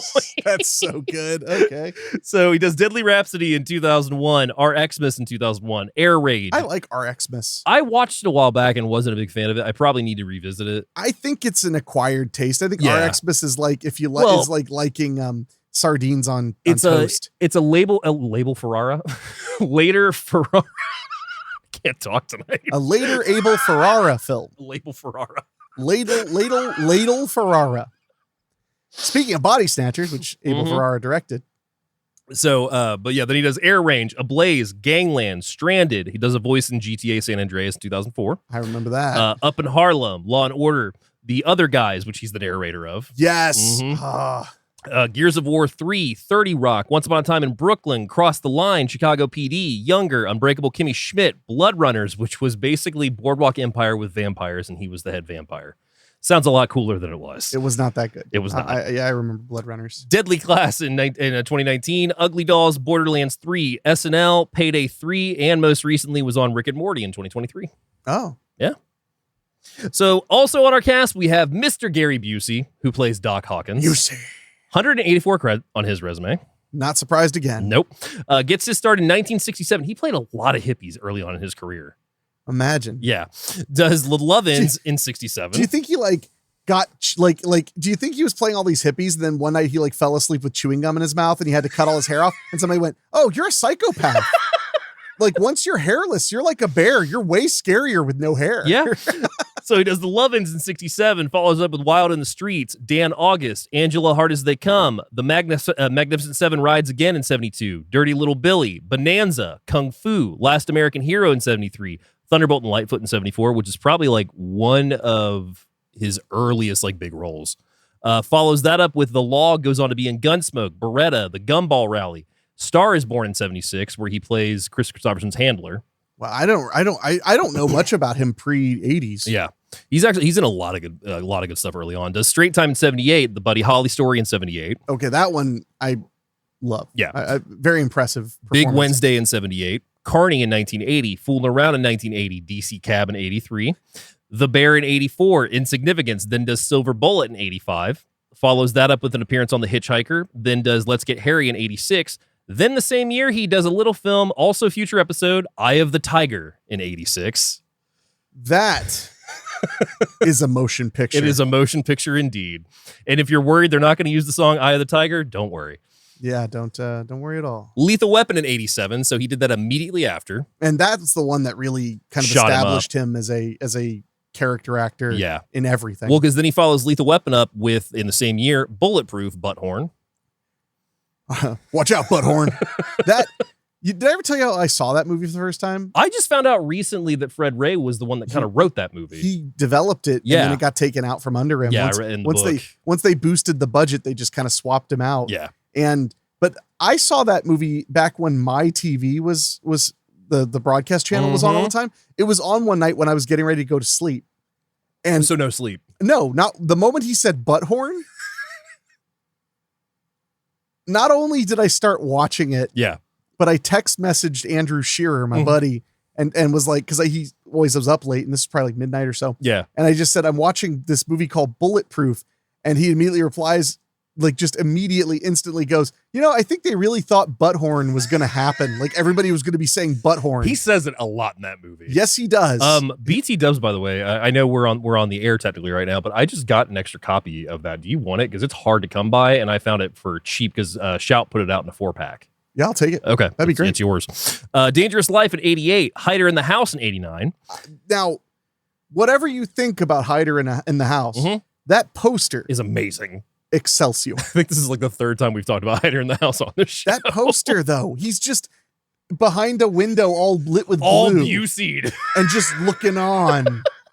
Friggin' terrifying. Follows that up with the Neon Empire in 89. Then Predator 2 in 1990. Point Break in 91. Wild Texas Wind in 91. The Player in 92, which I did not remember him in. I mean, how could you not? Canvas in 92, Under Siege in 92, The Firm in 93. He is great in The Firm. He's phenomenal in The Firm. Love him in The Firm. He's highly memorable in The Firm. Rookie of the Year in 93. He plays it straight. I love those little moments where Busey is just in a normal ass like family movie. Yes. And he nails it. I mean, like even in Silver Bullet, he's so normal. Oh yeah. Except he's just like a little kooky. He's a little kooky. He's a little kooky in every role. I love the jackass joke and Silver Bullet's one of my all-time favorites. Then he does Fallen Angels in 93, Breaking Point in 94. Same year he does Surviving the Game. Follows that up with Chasers, followed by Drop Zone, Man with a Gun, Carried Away, Black Sheep in 96, which I completely forgot he was in, even though he's a huge part. Oh, shit. Yeah. Follows that up with One Clean Move, then Lost Highway, Steel Sharks, Rough Riders, Fear and Loathing in Las Vegas, Detour, Soldier in 98. Appears on Walker, Texas Ranger, which I've got to see because I don't remember him ever on Walker, Texas Ranger. Yeah, I don't recall that, but I believe that he would pop up on What if he's not the villain? What if he's just like a mayor? Honestly, I bet he's not the villain. They did a lot of cool stuff with Walker, Texas Ranger. On the Sidekicks Blu-ray, yeah, the interview with Aaron Norris, he talks about so much interesting stuff, including how he never intended to work on Walker, Texas Ranger at all. Yeah. And took over writing in like the fourth season? No, it was the second, I believe. Was it? I think it was that early because it was rating really low. Yeah. And they had said that they'd give him some obscene, I wish I could remember the exact numbers, but they said they'd give him some kind of obscene pay bump if he could get them in the top 15 or whatever. And they were in the top like 5. Because I think he was, if I'm not mistaken, he's the one that's behind the ancestor stories that popped up throughout the series. I think he wrote all those. Well, he was the showrunner. Yeah. And what happened was he said that the problem with Walker was that it didn't have initially, it didn't really have like an emotional center. It was just about Chuck Norris. Yeah. And he said that the problem that they had, and this is what endeared me to Aaron Norris so much, Chuck Norris's brother, was he said that he was like, this is the problem, is some people don't understand what people like about Chuck. Yeah. They think that what they like about Chuck is he can fight or whatever. He's like, no, what they like is seeing Chuck in these situations where he's America. Yeah. And they want to see him like right the wrongs. So he said that they used to sit down in the writing room and he would like pull up a newspaper and be like, and be like, oh, this is a scary story about roofies. Yeah. And they did a whole episode about roofies. Oh my God. They covered everything. They did the AIDS episode. They did the one that was the gun runners. They did the UFO episode at one point. Like I watched Rocker Texas Ranger a lot growing up. According to him, when he took over, that show was just riding so high. No one had ever thought it would be that successful. Yeah. And I really can't recommend enough. Watch that interview with him on the Sidekicks Blu-ray because he just goes into this incredible detail. And the thing that I loved about his interviews is he didn't sit there like, yeah, Walker Texas Ranger would have sucked without me. No, he was more like, so Chuck goes and does that. I'm doing my thing. And then he calls me up. He's like, is there any way you could come on this thing? And I'm like, sure. I've never really done TV. So I just looked at everything and I was like, oh, no, I know how to work with, I know how to use Chuck. Yeah. Cause I love Chuck, Well, he actually took over for Norris and it might've just been that Chuck was too busy, which is entirely possible, but Delta Force 3 stars Aaron Norris. He was testing the waters on being an actor cause he was already a stuntman. Yeah. So that's kind of what pushed him forward. And I mean, people were hiring, especially in the late 80s. I mean, you had like Pamela Springsteen and Sleepaway Camp 2 and stuff. You'd get like famous relatives. But I think Aaron Norris was the first one to admit he was like, I did not have the it like Chuck does, or like Carlos, because he always calls him Carlos. Yeah. So he does Walker Texas Ranger 99, follows that up with 2 Shades of Blue, Hot Boys, The Outer Limits, G-Men from Hell, Law and Order, King of the Hill, Slapshot 2, Breaking the Ice, is a voice in GTA Vice City, which I do remember. Then follows that up with Frost, Portrait of a Vampire in 2003. Remember that movie? No. Red cover with a devil face that had fangs. Huh. It was everywhere. Okay. Then does The Shadowlands, Sight for Sore Eyes, The Simpsons in 2005, Into the West, Ginger Dead Man in 2005. Move on. Sight for Sore Eyes, Scrubs, Dr. Dolittle 3, which I was really hoping he was the doctor. He's not. No, he's not. We unfortunately, David, we didn't manage that timeline. Can you imagine Gary Busey just talking to animals? I don't have to because I originally was in the Berenstain Bear universe. And in that version, not only was he Dr. Dolittle, he was also the president in Independence Day. Oh, Jesus. He didn't replace Bill Pullman all the time, but a lot more than you might think. That's fair. Oh gosh, what else did he play? He was also, what was that movie? Oh no. Titanic. He was Leo DiCaprio. Oh, I thought you were going to say he was the boat. No. Everybody knows Nick Cage was the boat. So Dr. Dolittle in 2006 follows that up with Maneater, followed by Entourage, then Ginger Dead Man 2, Passion of the Crust in 2008. Mm-hmm. Night Actually, Tales. That one's a lot better than the first one. That one's way more It's no fun. Saturday Night Cleaver, where they bring back Hitler, Jesus, and I can't remember who else they summon at the very end. Oh yeah. No, I mean they got wild. That first one is just kind of a slog. It was. But the other ones are really fun. Night Tale the series in 2009, Piranha 3 Double D in 2012. Oh yeah. God, yeah. Lizzie in 2012, which is the Kristen Stewart, Lizzie Borden movie. He plays her dad. I need to watch that. Bounty Killer in 2013, Killing Floor. He's the voice of Santa. No shit. Yep. That's hilarious. From Dusk Till Dawn, the series, Sharknado 4, The Fourth Awakens. He's a voice in most of the Hitman games, I found out, going through his resume. Wow. And most recently, The Gettysburg Address in 2025. He doesn't play Lincoln, does he? It didn't say. He played Lincoln. Then I'm staying in this timeline. So, obviously, there's a lot more names in this movie. We've also got Charles Dutton. We got John C. McGinley. We got F. Murray Abraham. This movie is packed with people. It's it's the who's who of character actors. Some of them right at the beginning, some of them like right at the height. Yeah. Like you had Busey, F. Murray Abraham was at the height of his like movies, becoming American movies. Because I think McGinley does, if I'm not mistaken, he either did or does On Deadly Ground right before this or did it right after. Yeah, well, and then of course he ends up hitting in the way that no one ever would have thought in a million years in Scrubs. Yeah. He becomes like one of the best things about Scrubs. Although him and Busey were together in Point Break in 91. Yeah, no, yeah, Baby McGinley. I remember that. Yeah, because John C. McGinley is I can't say he's underrated. Because he isn't. I just love him. He's awesome. He's just the best. And in this movie, they use him very, very well. Yes, but it is funny to watch him not be the super funny, sarcastic, like kind of tough guy, which is from Scrubs on. Yeah. That's who he is. Well, Office Space. He's not antagonizing at all in Office Space. He's just aloof. What would you say it is you do here? What would you say it is you do here? I love that. No. John C. McGinley's the best. I just like I mentioned a couple weeks ago, I just rewatched Stan Against Evil. Yeah. And he's the best part of that show, bar none, because he's so funny. Every line he says, he delivers it so perfectly, and you really grow to love him. So for as many shortcomings as that show has, the biggest one being when it was canceled, honestly, because it ended on such a great cliffhanger that for it to never come back really hurts. Hurt it, yeah. But he was there's a moment in Stan Against Evil where he admits to himself that he will be sad if someone dies. Like he'll be sad, like that he would sooner die than lose someone else. Because it starts with him losing his wife. Yeah. That moment, which was like about halfway through the first season, it's like your eyes can't stop. You're glued to him from then on because he's so good. Yeah. He's so good. Oh, he's excellent. So what was your first time watching Surviving the Game? I wish I could tell you. Yeah.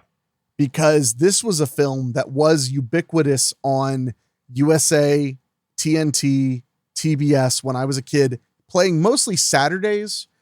It was very common on a Saturday or a Sunday when I had nothing going on. I mean, I'm a kid. Yeah. What do I have? I didn't have any meetings that day. I was 9. But there were so many weekends that I remember vividly managing to catch Surviving the Game and Tremors. Yeah. Just because they were on TV and Surviving the Game was one that I saw so many times on TV, culminating with seeing it on Monster Vision. And I guess it was 98 because I just looked it up a little bit ago. Seeing it on Monster Vision was a huge treat for me because I saw Surviving the Game over and over on TV. Mm-hmm. Then you fast forward to like 99. I got really into, maybe it was 98. I don't know. I got really into Ice-T as a musician. Yeah. Actually, I think it was 98, 97, somewhere in there. I got really into his music, especially into Body Count, but I was also really into gangster rap stuff. I just never heard anybody quite like him. Yeah.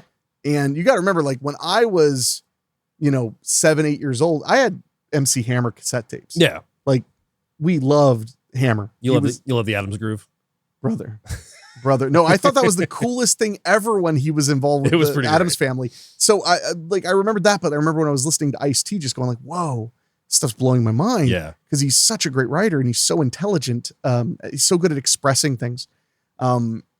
So I remember being, I think it was like 14 or 15 when I went and sought out a copy just to sit down and watch it straight through, unedited, uncensored, and going, damn, this is a really, really solid action movie. Yeah, it's a good movie. And at that time, especially, it was very underrated. I'm pretty certain, and we'll talk about it later, but like, I'm pretty certain it got dumped on cable to try and make some money back because it wasn't a very big hit. You might think that, and I'll give you some details. I would love to know the don't worry, you will. Because a lot of that stuff, it seemed like it was on TV all the time because it wasn't huge at the box office. Yeah. That wasn't always the case, but that seemed like I'll give you just a little taste right now. What would you say if I told you the movie had made its money back before even a foot of film had been shot? I believe that. Okay. International sales? Yep. Oh, action movies back then, that was why there were so many. Yeah. Was that you could literally go to Cannes or the Berlin market and you could be like, I have a poster. It has Ice-T on it, or it has Treat Williams on it. Rutger Hauer and all these. Yeah. I mean, they sold it off the cast alone. Well, and this one was a bigger example. I mean, I'm talking like, even you could just, in the late 90s, you could just have Treat Williams on the poster and they'd buy it. How many fake posters did Menahem and Golan put together at Cannes? Never happened. They're not fake. They're speculative. Have you seen that 17-minute video that got released a while back? That's, I think, from 87. That is it's a Canon film reel of coming soon from Canon. And it's a bunch of stuff that never happened. Well, and that's not uncommon at all.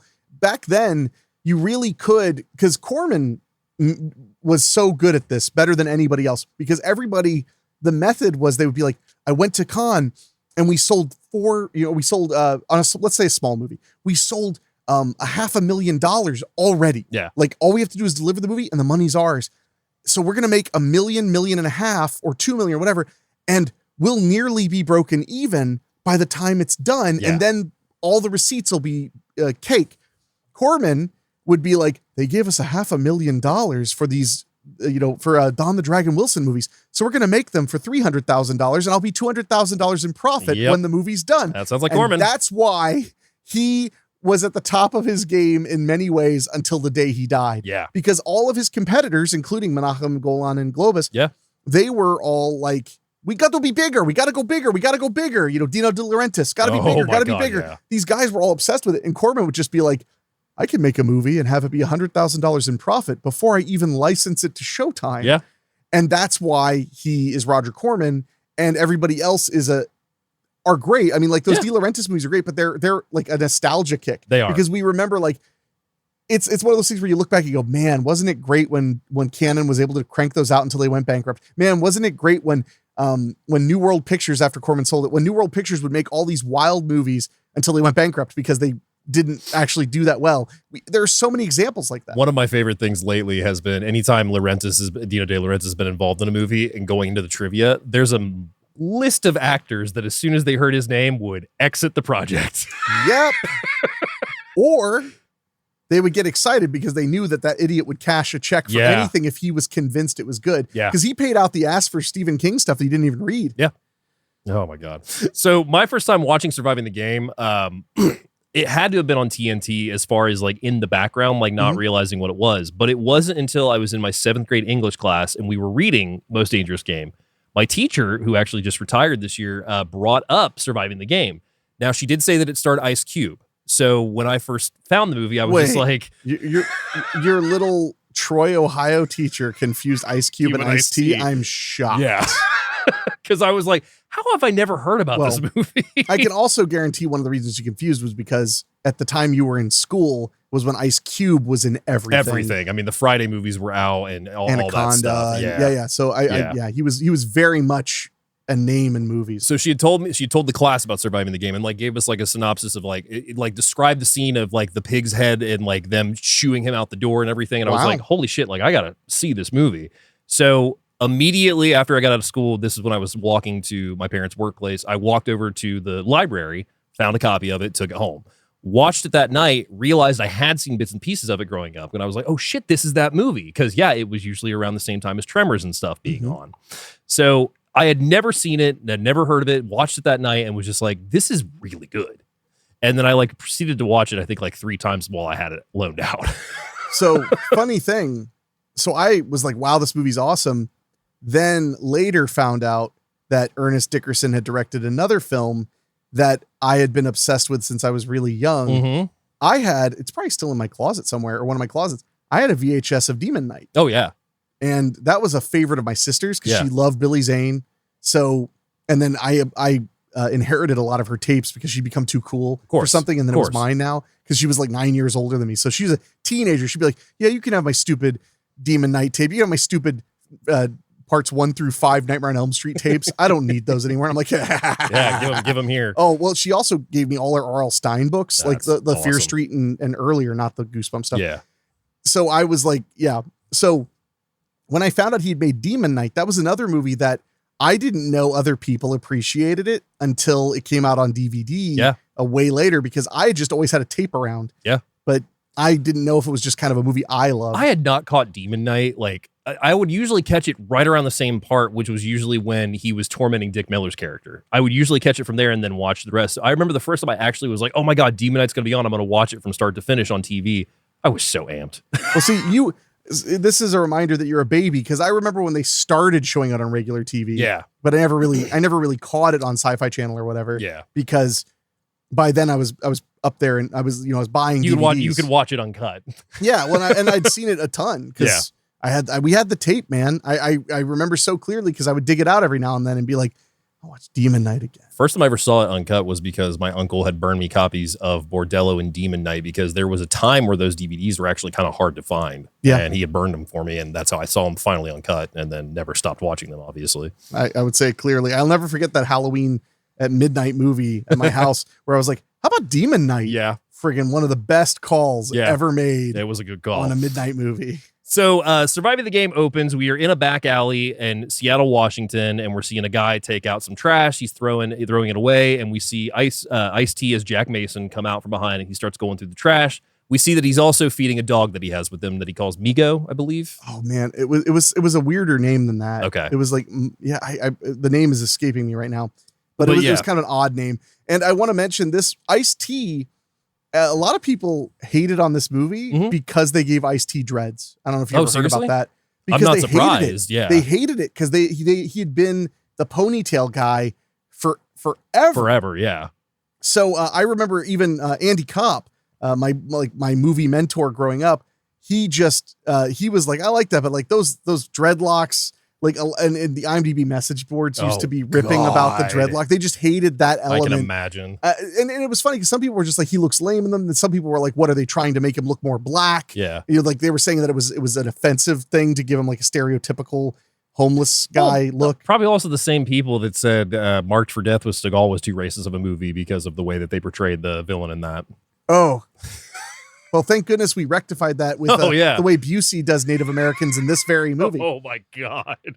So yeah, he's feeding the dog, and all while this is intercutting with these guys, these hunters in the forest, and we see that the guy is running from them. They are hunting this guy down in the forest. This is all intercut with Ice-T chasing after the dog, and the dog unfortunately gets hit by a car right at the same time that the guy that they're hunting in the forest gets hit through the heart with an arrow through a crossbow. Yeah. The juxtaposition is really cool because they fake you out and make you think these guys are hunting a deer. Yeah. They even do a really cool shot where you just see the shadow of his head, and it really looks like, because you were watching the deer, it really looks like it's the shadow of the deer. What I also love, you do not see the hunters at all. You don't see their faces. You don't see who they are. You see their weapons, and you see them in a cluster. Their outfits. And their outfits, which I'm pretty positive that those were all body doubles of the characters. And that was, and because why would you spend the money putting those guys in those costumes to hide their faces, especially when they're all expensive anyway? Yeah. But it also establishes that the hunting group isn't just these people necessarily. There are people who go on these hunts different times because there was a slightly bigger crew. That's true. And the way they establish him get that they're hunting the guy is the dog gets hit, and then we just see this guy who we noticed he was running away. Yeah. And the arrow pops out of his chest, out. and then just surviving Survive the game. That's so memorable. Yeah. Well, it's exactly like another one that came out a previous year, Hard Target. Hard Target does the same thing. That arrow flies into that guy, hard target. So, yeah. Except you just, if you didn't know that this is a most dangerous game concept, and a lot of people probably didn't. Yeah. Because we're talking internet's barely a thing when this movie's coming out. That's a shock. That's you see guys clearly hunting, and then all of a sudden you notice that they're hunting this guy, and then he gets killed gruesomely. Yeah. Yeah. It's a great moment. Definitely remember that. So by this point now, Mason is seen burying the dog along with his fellow buddy Hank, who is one of the homeless guys that he hangs out with. They're in this little field or in this little lot that they all live in. And we see that he's burying the dog and actually puts up like a little marker as well. Yeah. And Hank is much older than him. Yes. He's wearing, I think it was like a Korea war veteran hat. I believe so. Yeah. So he's a lot older and kind of feeding into the, I don't want to say trope because it's not a trope. Yeah. The reality that many homeless people in America are veterans. Yeah. And if you want to know how that happens, just watch The War at Home, which is a painful movie because you don't realize when you're watching it until the very end that it's really just the story of how vets end up displaced. Yeah. And it's important because, especially because of Vietnam, where so many people were conscripted, were drafted. So many people were drafted. You had so many people come home who were in no way prepared for what they would have to do. Able to resume their lives. Well, yeah. And they were told like, all right, it's over. Go home. Yeah, go home. And you know, that's why Rambo, although Rambo, that example is more that he wanted to be a soldier, but it's still hard. Yeah. But those people that like, they just joined up because they were either afraid they were already going to get drafted or they did get drafted. They came home to a world where people were just like, well, nut up, dude. You got to get a job now. Like the economy's booming. Not like, taking into account what they had been through and what they were still harboring. Well, they can't even imagine it. No. You're talking to your boss about like, your headaches all the time. And he's like, this is a bank. Please show up on time. Yeah. And like, do your job. And from their perspective, like, I'm not asking for the world. Come here 9 to 5, 5 days a week. Yeah. That's it. Yeah. But in reality, it's like they're fighting. They never get to stop fighting the battle. No. And I'm not trying to act like I'm some kind of incredible, like, veterans rights person. Yeah. But I love that they made sure to do that, to have that character that had that. And he has like these little moments where he starts talking a little bit about like what he did in Korea and stuff. But one of my favorite things is when he's burying the dog, he mentions like, do you have to dig so deep? Because he's been digging for a really long time. Yeah. And he just says, man, I just hope when I'm gone, somebody digs a hole this deep for me. And it really, it's important because the juxtaposition is that Mason is a stray dog. Yeah. Like that's why Mason, that like when the taxi cab guy hits the dog. Yeah.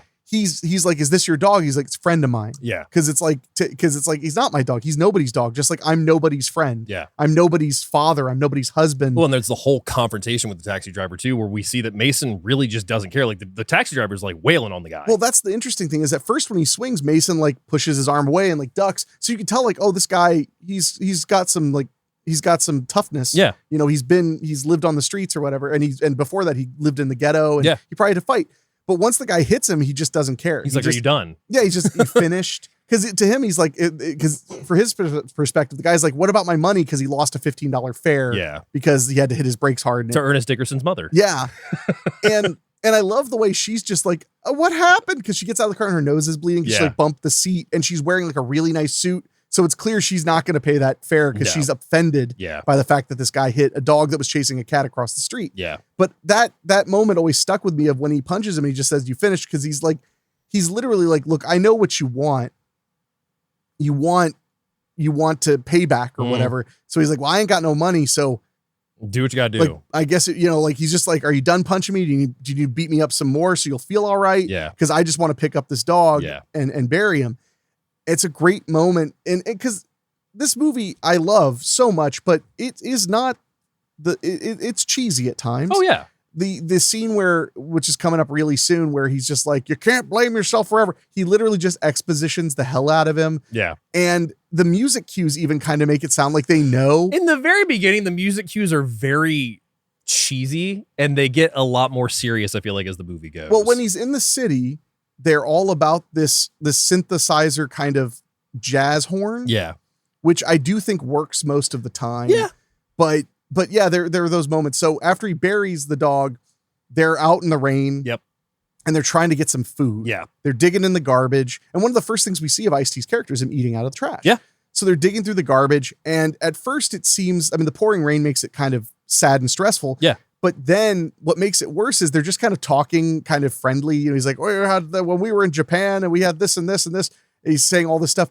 And then all of a sudden Hank just kind of, his voice drops and he goes, I'm hungry, God damn it. Yeah. And then Ice-T's character literally says like, yeah, man, we got to eat soon. We got to eat soon, man. And you're like, these guys are starving. Yeah. They're starving. But then Ice finds something other than food in the trash can. Finds a gun in the trash can. A pistol. He can't figure out what the name is. He's even asking Hank about it. But the number one thing that Hank tells him as he's looking at the gun, always check the barrel. Yeah, he's like, what are you doing? You got to check the barrel. Otherwise it'll blow up in your hand when you shoot it. And he's like, I'll put that thing away. Like, he's like, it's a gun, man. He's like, I know it's a gun. They kill people. He's like, I get 20 bucks for this thing with or without bullets. Yeah. It's a really awesome moment. Also, as a mild gun enthusiast, I would say, like, he's like, it's a Taka. It was a Takarev. Yeah. So it was also funny that he was like, he almost knew what it was. So he decides that they're going to break into a meat housing place. They go and steal. What is it? Is it like a half a cow? Yeah, it's like a side of beef. Yeah, it's a side of beef. And right as they're doing this, Hank gets caught by a guard. And the guard starts wailing on Hank. So Ice drops the meat, hops the fence. Well, real quick though. Yeah. The reason they're able to steal the beef is because there's a mean dog. Yes. And Ice is like, friend of mine, you know, like, and the dog, it's like, and that's one of the things I love is it's like, dogs get him. Yeah. And he gets them, you know? So he's walking out with the side of beef and he's just like, kind of giving the dog a little bit and like petting it as they're walking up. But yeah, so this security guard cop, it's not quite clear. I think it's a security guard. I think so. Yeah. Starts beating on Hank. Yeah. And he basically says like, look, we'll give it back. And he's like, it's already been contaminated with your filth. Yeah. Which I thought was a really great, like, they're trying to show how hostile life can be to the homeless. Yeah. Now, granted, they are stealing. Yeah, they are stealing, yes. But they've established they're extremely desperate. And this cop is kind of looking for an excuse now to beat them up. Yeah, well, apparently they've done this before. Because he says, like, so you're the ones who've been stealing the meat or whatever. Yeah. And this security guard's clearly, like, amped up like a motherfucker. He starts wailing on Hank. And right before he does, Hank even says when he sees how the side of beef, he says, oh, man, we got enough for a lot of folks. Yeah. They're not even going to keep it for themselves. They're going to share it. They're going to share it. So now he's wailing on Hank. Ice comes up to fight him. Yep. Tries to pull the gun to I guess scare him. I would say he's trying to scare him, but then that completely backfires because he gets the gun knocked out of his hand. He picks the gun up and the guard's literally about ready to blow his head off. He even pulls the trigger. He says, somebody's going to die tonight. Yeah. I'm going to kill somebody tonight. And then he pulls the trigger and it clicks. There's no bullets. Yeah. Ice kicks him in the nuts, takes his nightstick and goes on a very Ice-T improvised thing. Very reminiscent to Doyle in Dutch. But you just start saying like, how about somebody go to die tonight? How about we all die tonight? How about you think about that? And he says like, how about I stick this up your ass? Make a copsicle out of you. Yeah, copsicle. I love that line. But one of the things that happens as this is going on is we see that guy who was watching him earlier. We may not have mentioned that yet. Yeah. There was a guy kind of watching him. Yeah. This guy, you kind of see a silhouette of like a heavyset black guy. Yeah, we don't know who he is yet until the next scene. But we see him kind of watching on with what's happening. And after they've beaten up the security guard and they're leaving, he just drives off. So the next day or that same night, they're cooking the beef. Everybody's grateful for it. And there's a whole bunch of homeless people and it's families and stuff like that. And they're cooking it on a shopping cart turned on its side, filled with fire, with wood, and they've set it on fire. And the guy even asked, does he need help with the fire? And he's like, no, man, walks away. And the guy's like, did we say something wrong? And Hank's like, no, just leave him be. There's nothing to do with you. Yeah. So then the next day we wake up with Ice and he looks over at Hank. Hank's not moving. No, Hank died peacefully in his sleep. Yeah. And the way he reacts to it too, he just goes, Hank, man. And when he doesn't react, he doesn't even shake him. He just checks his pulse. Yeah. And then he's like, oh, shit, man. God damn it, Hank. Yeah.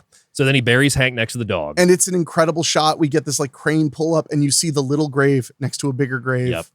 So he's buried the two bodies now. He's walking past the character that we saw previously, which is Walter Cole, who is a soup kitchen worker, and even tells Ice, don't you want a free meal? And Ice goes, there's no such thing. Oh, he says, don't you want a free lunch? Yeah. And he just under his breath says, no such thing. No such thing. That was a line I loved even as a kid because my mom, maybe it was her mom, there was somebody in my family who would always say, there's no such thing as a free lunch. There's no such thing as a free lunch. So I love that. Don't you want a free lunch? No such thing. Because they're handing out sack lunches to the homeless. And he's wearing a shirt that says 7th Street Mission. 7th Street Mission. So he starts observing him, and he's watching him walk across the street and finally sees that he's about to have his life taken because he's standing right in front of this semi that's coming right at him. Oh, he's not even standing in front. He's waiting. He arms wide open. He's watching the semi come up, and right when it's getting close enough, he just stands right in front of it. Yeah. He's like really trying to kill himself. Oh, yeah. So luckily, I guess, depending on how you look at it, Cole tackles him out of the from way. there. And Ice immediately, Mason is just livid with him. Yeah. He's just telling him, like, what are you doing? He's like, do you really want to die? He's like, yeah, I do. Yeah. He's like, and he gives this whole thing about, like, you have nobody that cares about you. I find that hard to believe. And he's like, he says, like, I've had hard times. Another great line. He says, I've had hard times. He says, what? Your jacuzzi broke? It's so good. I've had hard times too. What, your jacuzzi broke? So he basically tells him that, you've got to be the one that like makes your life better. And, all this gives him some words. And at the very end, Ice is walking away because he's like, wait, I got a job for you. He's like, I'm not interested. Would you take a job, a great opportunity if somebody would give it to you? Yeah. And so he's like, I'm not interested, walks away. And he's like, well, wait, what's the job? Yeah. He stops after a few steps and just says, what kind of job are we talking about? So then he gives him a card for Thomas Burns, who is the owner of Hell's Canyon Outfitters, and tells him to go meet him and see if he's good for the job. Yes. The interview for it. So we cut over to this little office space, or not office space, like a house that has an office in it. No, it's a business. Is it a business? It's a business. Oh, it is a business. Yeah. It's just that it's so ornately decorated. Yeah. It looks like a home. It's super fancy. Yeah. And he walks in and sees Rutger Hauer, who is groomed. His hair is coiffed, and he's literally clipping his fingernails and like checking them. Yep. As he's talking to him. And he sees that Mason is struggling with a cigarette. So we ask him, how often do you smoke? Or how much many cigarettes do you have in a day? And he's like, as many as I can get. And so he's just like, well, I don't think you're going to be fit for the job because, it requires a lot of running and you probably can't deal with it. You need endurance. Yeah, you need endurance. So then Ice sees that he has a treadmill and he goes, wait, put me on that running thing. I bet I can show you. Yeah, he's like, put me on that running thing, man. See how fast I run. Yeah. So he puts him on the thing going full speed. Yeah. He says, do that for 30 minutes. I'll give you $20. And I have so many moments I love in this movie. Yeah. Of lines. And Ice says, for $20, I'll run to fucking Alaska. Yes. So he ends up making the goal. And that's when Mason tells him that, he might be fit for the job, but he's not sure yet. Where can he reach him at? He gives him a matchbook for a hotel, and we see Ice go to that Best hotel in town. He gets his bottle of wine, he gets a sandwich, and he also gets some shaving stuff, or a razor. He gets razor blades. Yeah. And that's a moment that they didn't play it as a super fake out. Yeah. But there is a moment where you wonder if he's going to slit his wrist. Yeah. And then we realize he's just cutting his hair. Yep. He's cutting his dreads short because they were well past almost to his elbows. Yeah. So he's cutting them up to about his chin. And this is also where we get a first shot of Ice's body, and we see that he has a very bad set of burns on the back. And massive amount of burn scars on his back. Yeah. So the next morning, he gets a knock at his door, and it's Mason, and that's when Mason is actually offering him the job. It's Burns. Or Burns, yeah, sorry.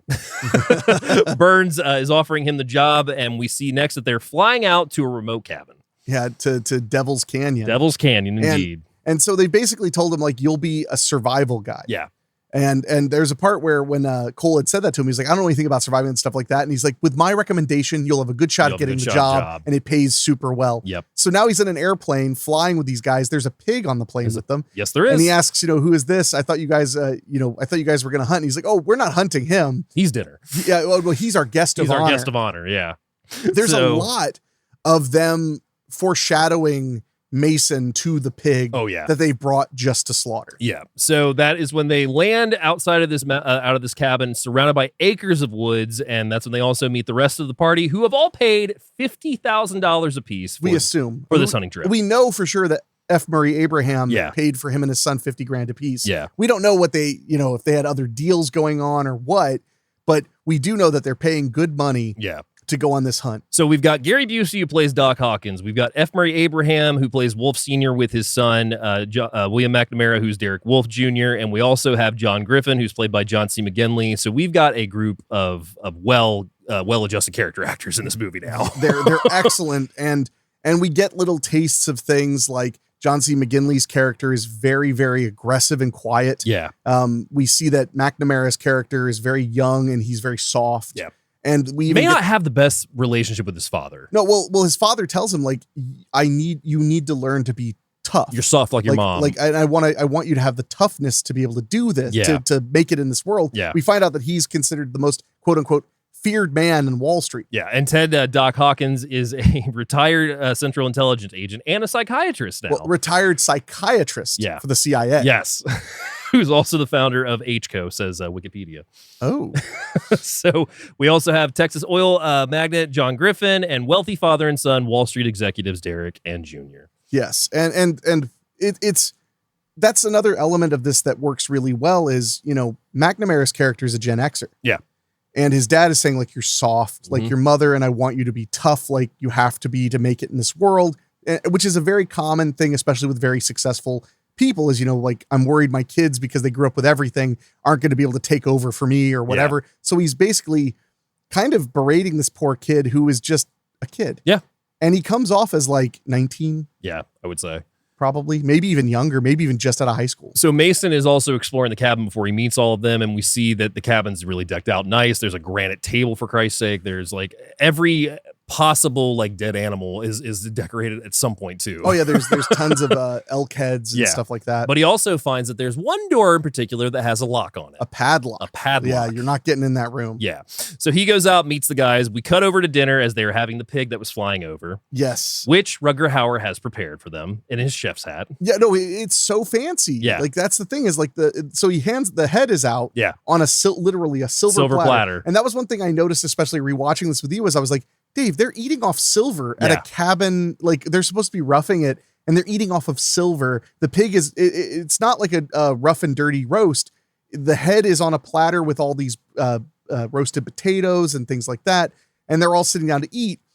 And this is where the movie really just takes off. This is such a memorable moment because the head is put right in front of Mason. So the pig is like looking at him and Mason just kind of turns the head away from him.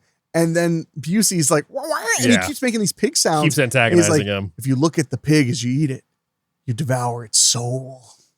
They have this whole exchange about appreciating the food. Rutger Hauer has a whole thing where he's just like, you have to enjoy these things. You have to look at it, smell it, experience it, finally consume it slowly. And then Ice is just like, you have your way, I have mine. He's just wolfing it down. And we've got him drinking wine. He's like, oh man, this is really good wine. And F. Murray Abraham's like, yeah, for $4.50 a bottle, it should be. And he's like, $4.50 a bottle. I should have been drinking this a long time ago. He's like, $450 a bottle. And he's like, coughs on it. He's like, don't waste it. Yeah. So they get through dinner, and that's when we see that Mason is sitting with Hawkins, and he sees that he's smoking. He asks if he can have a cigarette, and he's like, oh, no, go ahead and take the whole pack. Oh, and it's such a psychological game. Yeah. He's like, I'm offering you the whole pack because I have another one right here. I only want one. And he's like, I only want one. He's like, well, then the rest will have to go to waste because I got a pack right here. Yeah.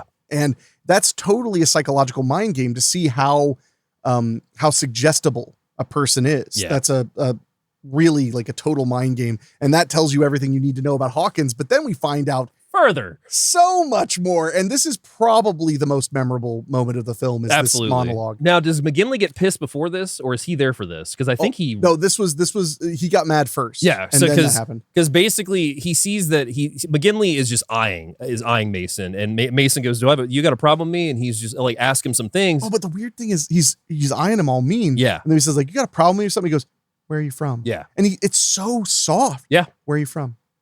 Like it's so weird. It's like he's trying not to spook a deer. Yeah. And he basically gets to a point where he, asks him, has he ever killed anybody? And he's just killed anything. And he's just like, my wife and kids. And McGinley fucking loses it. Yeah. And they grab him and throw him out to cool down. And as he's being thrown out, he's almost giving it away. He's like, your ass is mine tomorrow. And they're like, get outside, cool off. Yeah. It's a great moment, but it just blew my mind as I realized he was trying not to spook him. Yeah. When he was like, where are you from? Yeah. Like, it was so weird. And so he asks, he's like, what was his problem? He's like, oh, well, his daughter was just killed. Like, he lost his daughter a couple weeks ago. I think it was earlier this year or something. Yeah. It wasn't like, it was recent. Yeah. And it could have been 5 years ago. He'd still be angry. Well, and I mean, we can go ahead and say it now. We find out that his daughter was literally stalked by somebody and then killed and like fought for her life. And likely by somebody who looks like Mason. Like him, yeah. Probably a homeless black man. Yeah. So that's when we get to, do you want to take it, the infamous Busey portion? Well, I mean, I feel like I could almost tell it, but I won't. But he decides, he asks him about his scar. Yeah. Because he says like, Mason, you should, ask me anything. Yeah. He said, where'd you get the scar? He's like, I call this a birthmark. And he goes into the story that nobody could do it justice because Busey does it so magnificently. Yeah. Where he just tells this story about when he was a kid, he got a bulldog named Prince Henry Stout, and his father taught him to make it an attack dog. Yeah. So they trained it with firecrackers to get aggressive and attack things. Then one day his dad's like, you're going to be a man. Yeah, because he's 13, because he got the dog when he was 8, 13. Right. He's like, you're going to learn to be a man. You're going to learn to do things that other men are unwilling and unable to do. Gets his first shotgun. And he basically tells him, like, you're going to go out there. He hands him a bunch of cherry bombs. You're going to throw these at the prince. He's going to attack you. He's going to kill you, or you're going to kill him. Yeah. So he tells this incredible story about fighting the dog and rolling over, breaking its neck. And that scar was in the fight with Prince Henry Stout. Yeah. And talk about a great way. One of the reasons I think this movie was so successful on cable. Yeah. Was once that monologue was over. Yeah. You are in. I mean, that's basically, like I told you, it's Dickerson said on the commentary that he wanted that to be Quint's USS Indianapolis speech from Jaws, basically, for this movie. Yeah. And the best part is after all of that, it cuts to Mason. He's just like, do you tell your patients about this story? Yeah, do your patients know about that? No. But you do. It's such a great moment. And that's when he also, and just before that, I think is when we found out, he worked at the CIA, the company, the CIA. Yep. And then he says, like, that's where I met these two. Yep. And you're like, oh. Well, and while all this is happening too, you've got William McNamara that's been handed a feather by Rutger that wants him to tell him where it came from. You've got his dad on the couch, like playing chess with Rutger, and everybody's just kind of chilling out. Yeah, they're relaxing, having cigars, but not actually smoking them. There's a lot of having a cigar in your mouth and then maybe starting to light it and then nothing else. I mean, Dutton basically just carries his in his mouth most of the movie. Oh, when he has like a ton of them, and they're really long Churchill cigars too, and he's just always chewing on one. Yeah. But yeah, and McNamara says a turkey vulture, and they're like, good job, you know, because he's trying to be a good hunter. And so this all leads to Rutger Hauer taking him up to his room. He says, tomorrow I'll go over the job with you, but for now, go ahead and get yourself a good rest. Get a good night's sleep. Yep. And this is where the movie literally never ever stops. Yeah. Because he wakes up in the morning to a Desert Eagle handgun by Cole, which is up against his face, and he hears and before he cocks the handle, which is what wakes up Mason, he says, there were six little hunters. Yep. So he wakes up, he's like, yo, what the shit, Cole? And he basically knocks him around and says, like, you know, you're the who we're hunting, Mason. Like, you're the whatever. Opens the door and they go through, and it's almost like a hazing ritual. They're all like clapping and making loud noise. And while they're all like laughing, as if McGinley is grabbing him, like spitting on him and saying, like, I could taste you already. And then we also have Rutger's one of my favorite lines. He tells him that he's like, you're the hunted. Or you're what's going to be hunted. We're the hunters. After we eat a nice leisurely breakfast, you get a 10 or however you get a head start for as long as it takes for us to eat a nice leisurely breakfast. And I want to mention, because there's so many great moments. The crazy great lines are about to ease up now that the action has started. But the other thing that I loved that I never fully caught before was when they're eating the pig right at the beginning of dinner. Yeah, John C. McGinley asks Cole. Oh yeah, he says like. Because they say Cole picked the pig because Cole's really good at picking the pigs. And he's like, now, did you know the pig was going to be this delicious while the pig was still breathing? He's like, I was pretty sure about it. He did that to Mason. Yeah. He picked Mason out and was like, I have a good feeling about this guy. Because that's what they say when he heads off. He keeps saying every time Mason outsmarts them, he goes, I told you this guy was going to be amazing. Yeah. So now we've got Mason running for the woods, heart racing, trying to, figure out what to do. They give him nothing but the clothes on his back. They give him like a vest. Like he has to have a special like hunt, like a prey vest, basically. And he had his boots and stuff. Like they didn't send him out with nothing. Yeah. They sent him out just basically. I kind of wondered, because he was like ready to go right then. I wonder if they like dressed him while he was asleep or something. Possible. I mean, yeah. Because there's also a line when he's drinking the wine where they say like, you don't want to have too much wine anyway, because you don't want to be slow tomorrow. And he's like laughing and you're like, ugh. So he's running out in the woods. We cut back to them having breakfast, and Busey's just raring to go. Let's go. I'm ready. And Rutger's like, no, we're going to give him the time. We're going to give him more time too. Yep. And we're going to enjoy ourselves. And then goes, Prince Henry Stout. It's such a, but they're not just eating, like they're like looking at like artwork. Yeah. And he's and Rutger has this whole line about like, I like beautiful things. Yeah. And he's looking at like a butterfly that's been framed. Yep. Now William McNamara isn't touching his food. He doesn't have an appetite. And Rutger even tells him, he's like, you should eat some eggs, you'll feel better. Yeah. And then McGinley just takes his plate. Oh yeah, he's like, I'm not hungry. He's like, what was that? Well, let's do a little switcheroony. Yeah. McGinley is shoveling food down his mouth because he is so excited to go and do this thing. So they finally finish their meal and they go after him. And this is when they are on their ATVs going through the woods. Which is the first moment, by the way, that I think it's a real good commentary on hunting. Yeah. Is like, they're like, you have a 10-minute head start to run into the woods. And then Here's they our get ATVs. on vehicles. Yeah. You know, it's like, because I've always heard those people, like, I had a friend years and years ago who used to always say, like, I hate hunting. I just hate the concept of it. Like, if you want to be a hunter, you should go into the woods naked with a fork. That's all you get. He used to always say that, and it killed me. I thought that was the funniest thing. So they eventually catch up to Mason, so they think. Like, John C. McGinley thinks he has sight of him, shoots a bunch of trees, which causes all the guys to laugh at him. And he has this massive hot shit spaz shotgun. Oh, yeah, he does. So, because everybody's weapons are kind of representative. Yeah. Like, Busey has a crossbow, and he's wearing like a fringed kind of Native American jacket, and he has like a knife in a holster. He's got some paint down his side too. Yeah, as well. it's very clear that this is some ritual for him. Yeah, it's exactly. a ritual for him. So you got that. You've got Rutger's got a really nice rifle, and Dutton, I think, basically has the Desert Eagle. He has a Desert Eagle, and he's got a rifle too. Yeah, and then F. Murray Abraham has like just a standard hunting rifle as well. Hunting rifle. It's very interesting in the way that they're. If you look at the way they're dressed, that's another really interesting thing. Yeah, because Rutger Hauer looks put together. Like, he looks like he wants to look good. Yeah.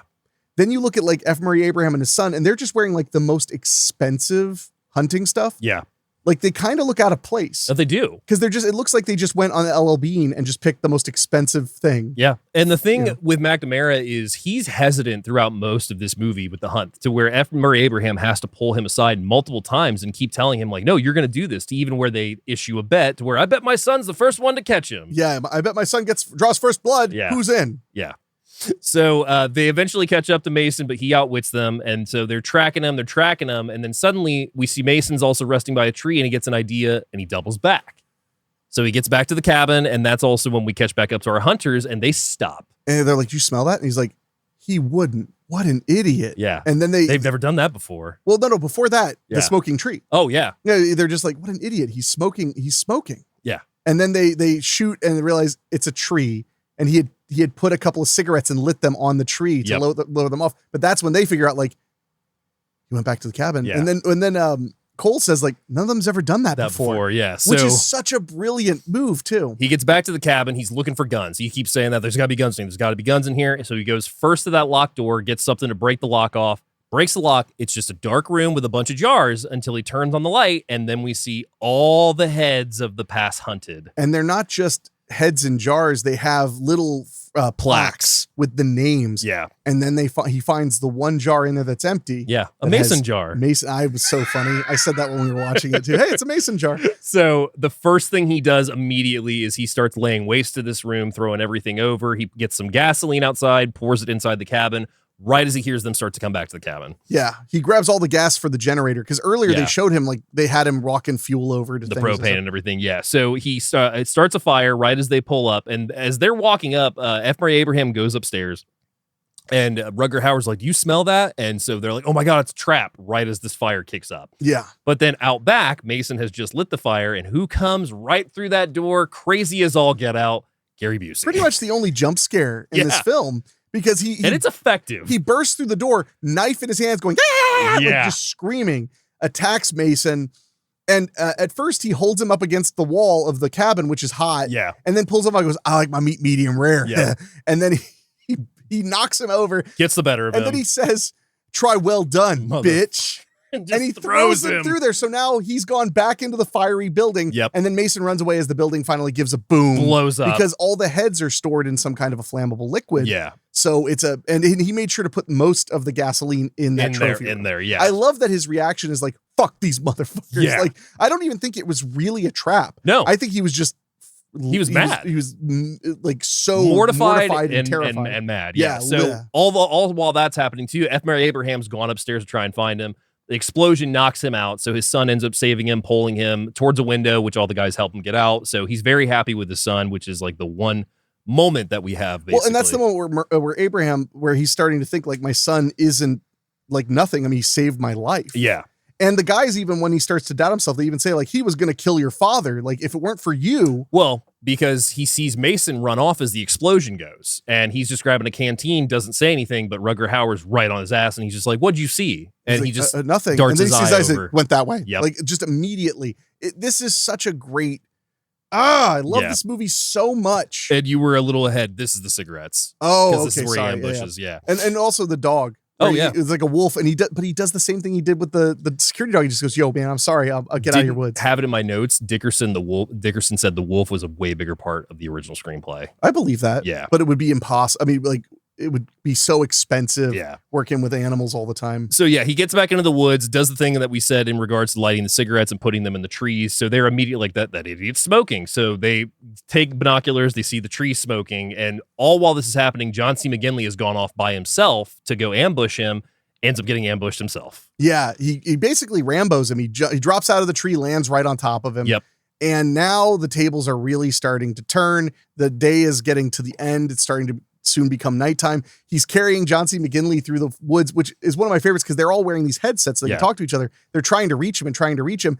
And he starts going, like, while he's being fireman's carried by Ice-T, he's like, all right, he's like, shut the fuck up. And he hits his head twice into a tree and then keeps walking. So he ends up finding shelter in a cave, and that's when he's got McGinley tied up. And McGinley is just also asthmatic, we forgot to mention. So has an inhaler. One of the best parts because he's this big tough cowboy, but every now and then he gets too excited and he has to puff on his inhaler. Yeah. So he's tied up by Mason, and he's just like, why don't you fucking kill me? Why don't you go ahead and be a hunter, use that trigger and everything? And Mason basically tells him he's not going to do it because he's the bargaining chip. He thinks about it for a second, and he's like, no. Yeah. No. So this all leads to an extended scene with McGinley basically like calling Mason out and saying that he's one of the reasons that his daughter got attacked and killed, and blames him. There's an amazing moment where he says, like, I don't know who did it, like, and he's like, for all I know, you did it, Mason. Did it, yeah. And that's an incredible moment where you realize that this guy he's just desperate for an answer. He wants revenge. It doesn't and he'll matter. never get it. Yeah, he'll never get matter. it. He's not going to get it. Yeah. And this leads to Mason basically explaining how he didn't technically kill his wife and son. What happened was he was working at this building and he became the manager of it where they were living. So they could live there for free. Yep. And it was a rundown place, had a bunch of fire hazards. One night he had worked too late, came back and found that the building was burning down. The way he said it affects me so much because he says, I'm on my way back and I see my building, only it's not my building. It's not my building. But it is my building. Because it was on fire, and sure enough, his wife and kid die in that fire. And McGinley has the great line of, I thought you said you killed them. They're dead, aren't they? Yes. So by this point, McGinley and Mason have kind of just chilled out, but also we see that Rutger Hauer and F. Murray Abraham have seen exactly where they are. They're planning to ambush the cave in the morning, which they do. They find John C. McGinley there, and he is rescued. He gets his little power bar, and he's like, all I know is I'm done. Like, you guys can keep doing this, but I'm done. I got to let him go. Yeah. He spared me. Got to let him go. Yeah. And they're like, we can't do that. He's like, I can't stop you. Yeah. But I'm done. Yeah. Like, I'm going home. So he starts walking, and that's when Rutger Hauer's like, turn around. And he's like, what are you going to do? Shoot me in the back? Yes. And he turns around with this crazed look in his face, too. Like he was about to fucking whoop the shit out of Rutger Hauer because the reality isn't there that these guys are killers. Because I don't think John C. McGinley's character is a killer. No. At least not yet. No. Because these guys are training people to be killers, basically.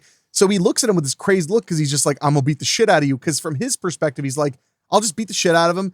He'll wipe the blood out of his nose. We'll all laugh about it. I'll be like, yeah, I get to go home now. Yeah. But no. So he turns around, and Rutger Hauer, just with this like peach apple, whatever it is in his mouth. Yeah. He goes, I lied. And Charles Dutton just takes out his deagle, shoots him right in the head. Yeah. And the first thing that happens is Bill McNamara starts going, Dad, Dad, Dad. And they knock him in the stomach. Rutger Hauer does, yeah. And then he pulls his gun right on Rutger Hauer. And they're like, stop Mr. it. Wolf. Yeah.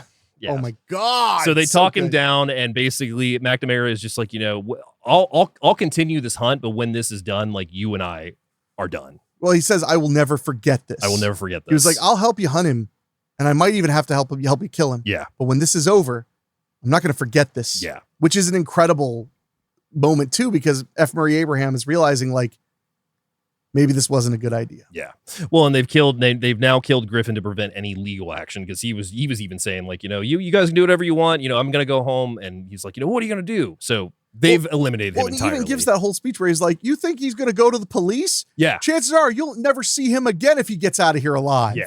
And even Rutger Hauer even says like, he's right. Maybe he's right. Mm-hmm. Like, oh my God, they're just setting him up. Setting him up further and further. So by this point now, Mason knows that he's been killed, and now they're back on the hunt again.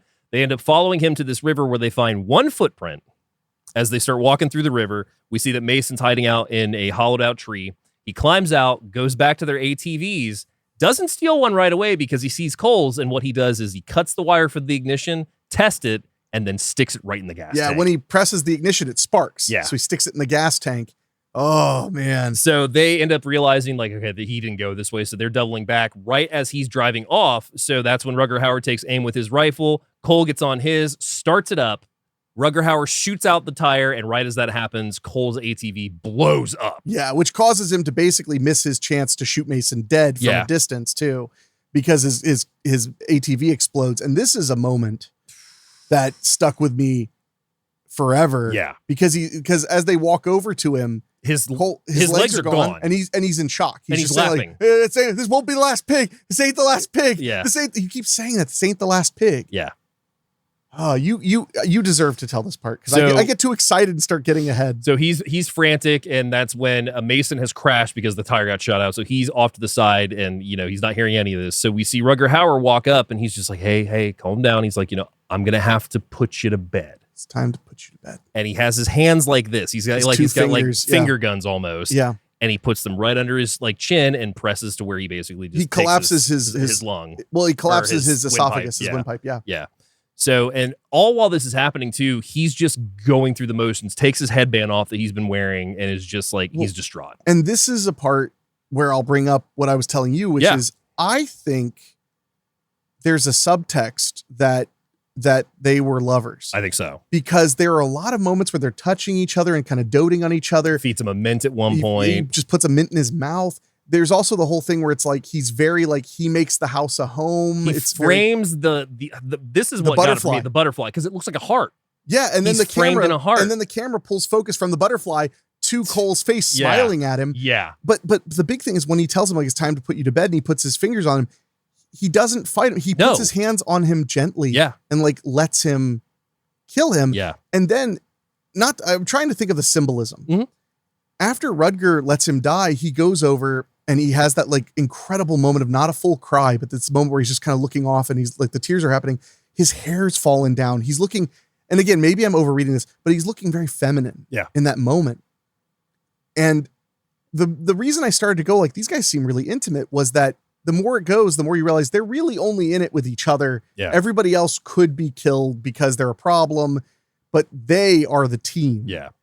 And it started making me see just more and more of like how they were so familiar with each other in like a really, and I mean, I don't know. I think it was subtext. Ernest Dickerson didn't mention on the commentary you mentioned. No, he did not. Yeah. So it made me wonder if maybe like if Rutger Hauer and Charles Dutton had like talked about it entirely possible. kind of like put that subtext in by the way they interacted with each other. Cause it's everything they do is so interesting. Cause that's kind of my point is we're watching this ridiculous low budget ish action movie. Yeah. With hunters hunting a man for sport. And the hunters are so interesting to watch and listen to. Yeah, absolutely. And that's my point of like, I love the idea that like, that's this subtext that matters because it makes them more interesting. Yeah. Because they could just be drooling madmen or they could just be cold calculating sociopaths. Yep. But there's something else. There's something else because we even missed one scene, which isn't a huge one, but Mason ends up getting Griffin's gun. He has the spaz. He has the shotgun. So he actually fires on them, which is what alerts them to go after him to the water and whatnot. So he's got a gun now. Yeah. So Mason's back on the run and he finds that he's on this cliffside, but there's this giant tree that he can shoot down, which he does to walk across the cliffs. But of course, shoots like 6 or 7 shots, alerting them to where he is. Uses basically all of his bullets too. But he knocks down this log so he can go across this big canyon. Yeah. But of course, alerts them to where he is and also gives them, because this tree is he's not going to be able to shove it over when he gets across. No. Yeah. It's a really cool moment, although I don't know that gun would actually be able to do that. Maybe. That would be the only unrealistic thing in this whole thing. So shoots the tree down, climbs across it. Meanwhile, the 3 of them catch up to it. And of course, Rutger Hauer's first to go across. And then McNamara is getting ready to go, and you can see that he's already kind of afraid of heights. So his F. Murray Abraham even pulls him back. He's like, you stay here. He's like, no, fuck you. I'm going to do this. He's like, no, fuck you, Dad. Yeah. And then he just goes forward. And did you notice that Abraham seems proud of him? Yeah. He does. There's like that moment where he looks at him like, he steps back. Good. Yeah. Good. No, that's fair. So Rutger Hauer is almost across, and we see Mason on the other side start throwing rocks at him, trying to knock him off, which makes McNamara lose his balance. He slips over the side of the rock while Rutger tries to take a shot at Mason of the log. Yeah.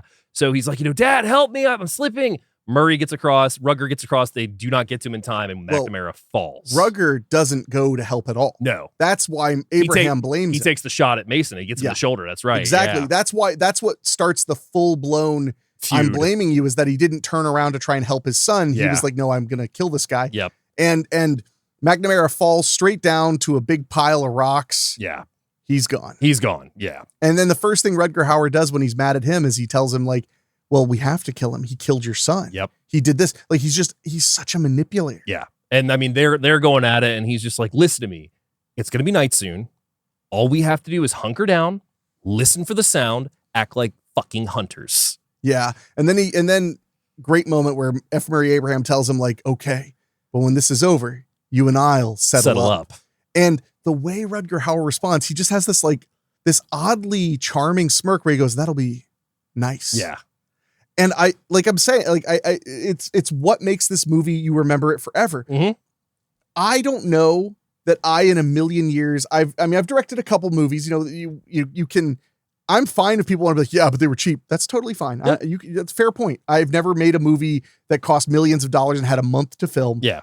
But I don't know, as a performer or as a director, if I ever would have thought to be like, just kind of have this little joyful playing moment. I don't know if I would have ever thought of that. I think I just don't, like, that's why Rutger Hauer elevated anything he was in. I mean, he was even good in fucking Turbulence 3. Yeah, he is. He was in it very long. But he was great. He's great in it.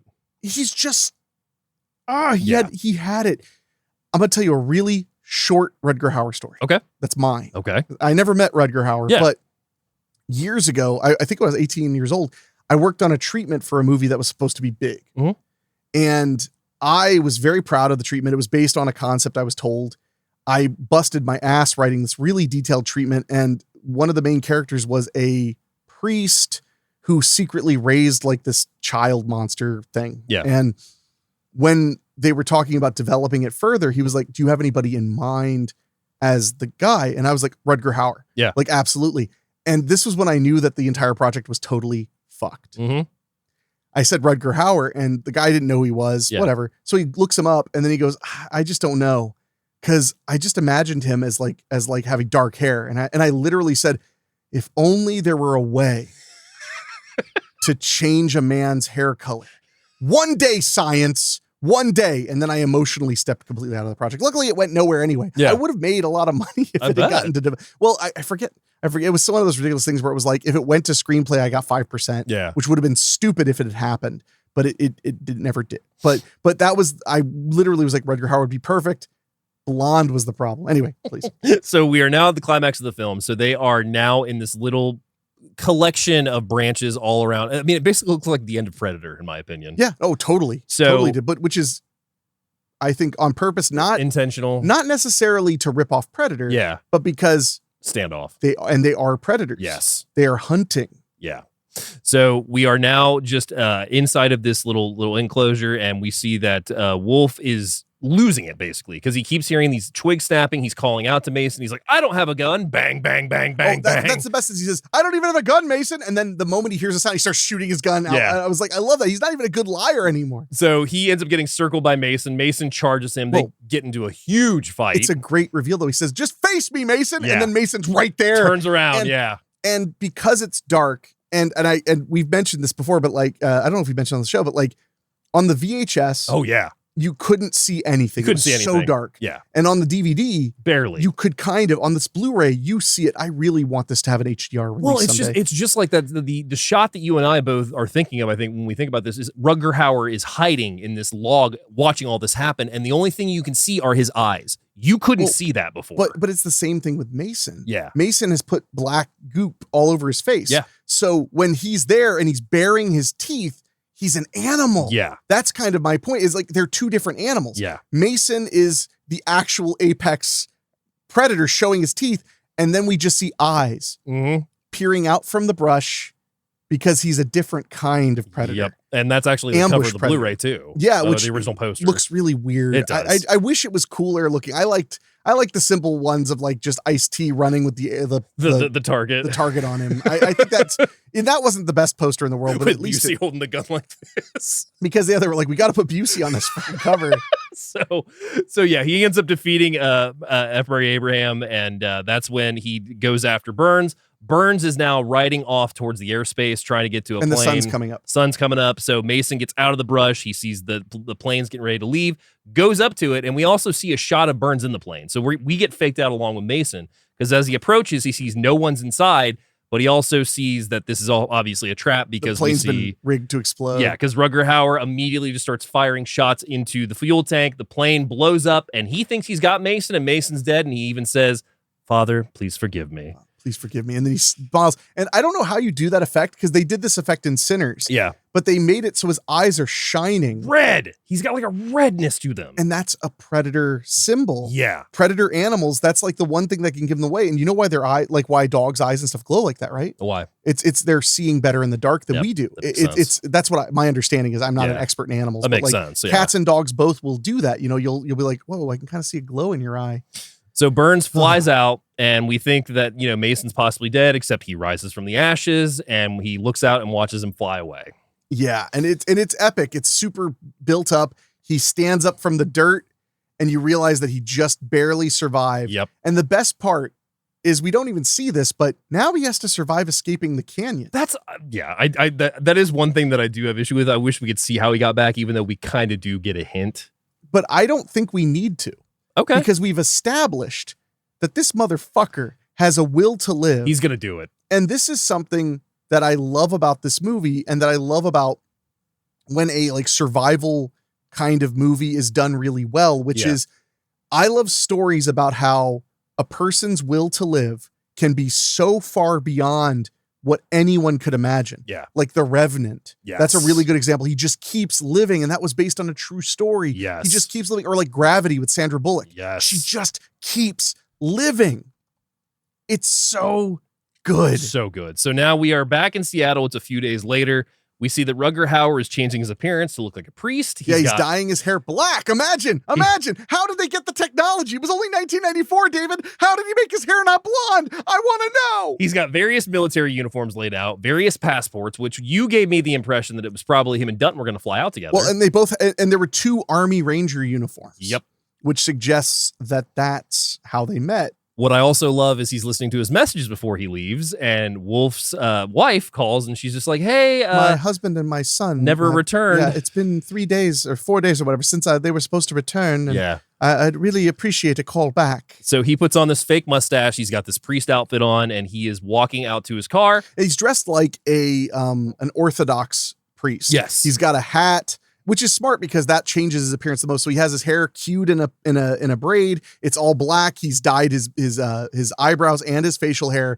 And he goes to this car, this like beat up car that I'm guessing he'd stashed. Had to have been for an emergency. It's so filthy inside. Yeah, it's really bad, and it won't start. Like it clicks. It doesn't even at all. So he decides he's going to get out and go to the next location. He's going to walk to wherever he's going to go. I'm assuming because it's in Seattle that he's heading to Canada. Yeah. And I had mentioned to you, because I'm old enough to remember, you could go to Canada with just a driver's license back then if you were in a car. Yeah.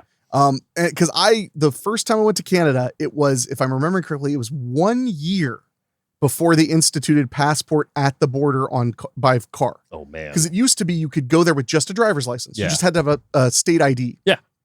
And I remember going up there and it being so, in hindsight, because I've crossed the border many times since, in hindsight, I'm just like, man, they just took me and my friends' IDs, looked at them, asked us like 15 questions, and then said, all right, have fun in Canada. Yep. And so I assume he was probably making his way to either an airport or a bus. Yeah. It's so great seeing how he had like a complete plan of escape. He did. But also, again, it feeds into that thing. He had a complete plan of escape for him and Cole. And Cole had even referenced briefly that he had a wife and daughters. Yeah. So they were both totally ready to bug out. And they were ready to go together. So by this point, he's walking. He runs into a woman, and she's like, Father, and he's bless you, and she's like, do you have anything to spare? Out of my way. Well, I'm homeless. Yeah, I'm homeless. And out of my way. Yeah, and it's a great moment to show like he's still a jerk. That just is him. Yeah. So he immediately sees a motorcycle off to the side.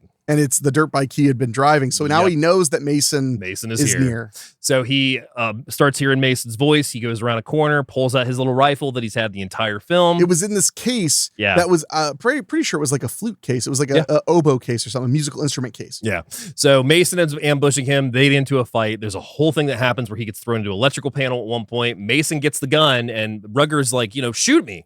And during this fight, Rutger is talking like it's personal. Oh, yeah. For the first time. Oh, yeah. And he's just like, no mercy, Mason. Mm-hmm. He's just like friggin' out of his gourd. Yes. And Mason totally gets the better of him, gets the gun, has it to his face. And again, he's trying to manipulate. Yeah. He's like, do it. Do it. He does this thing. It's like a director. Yeah. He just like, he has this moment. He's like, do it. Do it. He like gives him a cue. Yeah. Now, end the game. And so he doesn't do it. He walks off a little bit with the gun still in his hand, unloads it, empties the chamber, takes the clip out, even throws it. And then that's when Rutger scurries to the gun, grabs the one bullet on the ground. The one that popped out of the chamber. Yep. Gets the gun, goes around the corner, and he's like, hey, Mason. And that's when you hear Mason go, hey, Burns, something you should always do. And he goes, don't you know what you should always do when you find a gun? And he goes, say cheese. That's what I love. He goes, say cheese. Say cheese. Because he's looking through the scope. Yeah. And he goes, always check the barrel. And we zoom inside. Well, it explodes first. Yeah. And then he says, always check the barrel. What did he put in the barrel? Because I feel like he just is it just trash? Okay. Well, it was firearm stuff. Okay. I'm guessing that he just stuffed because he does it so quick. Obviously, when he pops the barrel, yeah, or when he pops the. For some reason I had memory that the business card was in there. It could have been. There was like text on there, but it lolooked like it was like firearm. Yeah. Related. I'm not sure exactly what he stuffed in there. The gun explodes, the credits come up, and that is 1994's Surviving the Game. The most 90s part of that ending is he says, always check the barrel, and then there's a guitar chord. Yes. Well, I also love it because he throws away the cigarettes. He throws away everything from the hunt. Yeah, he just doesn't want... But getting rid of the cigarettes, I think, was a symbol not only of his rejection of them, but maybe his rejection of not valuing life anymore. Yeah, that could be it. Yes. Because that's really, like I said, this is all about the idea that there was a man with nothing to lose. Yep. Who had no will to live anymore. And he didn't realize that in reality, he had so much more to him than even they imagined. They thought he would be just a really svelte turkey that could run quickly. Yep. And he was way beyond it. Better. Yeah. So what do you want to guess the budget was? Like $7,400,000. Okay. Opening weekend, it takes in $2,900,000, which is April 17th of 1994, grossing worldwide $7,727,000. So it didn't do great. But again, had already made its money before it even shot. Well, sure. Shot in Wenatchee, Washington, as well as Philadelphia, Pennsylvania. 40-day shoot. I don't believe they actually ever filmed in Philadelphia. I think that got one shot. I think. Well, there's the establishing shot of Seattle. For some reason, they use a very obvious shot of Philadelphia. I think that's where they shot some in Philadelphia. I think it really was just that establishing shot, which I'm guessing was just something they had laying around in the edit bay or something. Ernest Dickerson was working with New Line when he found the screenplay for Surviving the Game. Having been a fan of Most Dangerous Game short story and the 1934 film of the same name, he instantly pictured an African lead for the film, originally suggesting Lawrence Fishburne, who had just made waves with his performance in Deep Cover 2 years prior. New Line unfortunately blamed Fishburne for the failure of Deep Cover and passed on the suggestion. Having recently seen Trespass and been wowed with Ice-T's performance, Dickerson suggested Ice-T to New Line, who agreed to offer him an audition. Well, and I'm sure Dickerson had to be familiar with Ice, even though Ice was, and Ice was also a Jersey. He was from Jersey, although he grew up in LA. Yeah. And he was a West Coast guy 1,000%. There's no way with how plugged into that world Ernest Dickerson was, because you got to remember, like, he didn't just do Spike Lee movies and stuff. I mean, he made Juice with Tupac, and he shot Crush Groove. Yeah. Which was Fat Boys. All you can eat. Dickerson recalled on the commentary that he had taken Ice-T and Jeff Corey, who played Hank in the film, to dinner early in production stages. Ice-T was under scrutiny at the time due to his band Body Count having stirred controversy with their song Cop Killer. Due to Cop Killer, Dickerson commented that the production had to hire private security as local law enforcement was not interested in helping them since ICE was involved with the project. Yeah, I mean, that was a controversial move. Yeah. At the dinner, Corey and Ice-T hit off a conversation easy as Corey was a former actor who'd been involved in the Red Scare and, like Ice, had been blacklisted from Hollywood as a result of not providing any names. No way. Yeah. That's fascinating. Yeah. A meeting had been set up with Dickerson and Rutger Hauer to go over the project. Dickerson had been warned that Hauer could be a very intense guy and to be careful with him. His anxiousness soon went away within the first few minutes of the meeting, and the meeting ended up lasting over 4 hours, where at the end, Rutger agreed to join the film. Damn. Yeah. I mean, I can't imagine Rutger Hauer would read that script and not want to do it. Oh, yeah. According to Dickerson, Bob Shaye and his production partner, Robert Perma, had become bitter enemies by the time production rolled around on the film, as the movie had already been pre-sold overseas due to the cast. New Line saw it as they had already made their money back before the film had been shot and therefore offered very little assistance or extra money on the production. Dickerson attributes the experience to why the film turned out to be 50% of the film he wanted to make, but in the end, he is ultimately happy with the performances in the film more than anything, also why the film did not have a marketing campaign. I believe that, and I do believe that the movie is a bit uneven. Yeah. Once you get about an hour in, it definitely feels truncated. Yeah. Very much. While Stuart Copeland, a former member of the band The Police, provided the incredible score for the film, Dickerson's original choice was musician Ry Cooder, whom Dickerson had shown a rough edit of the film to without the score and enjoyed it. However, New Line did not want to pay his asking price, and Dickerson then moved on to offer the job to Copeland, who accepted.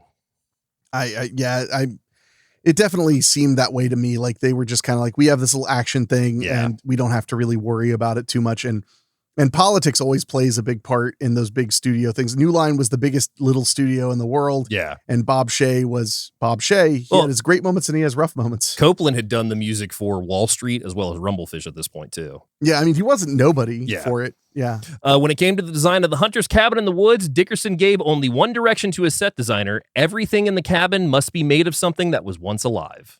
God, that's so smart. It's wood.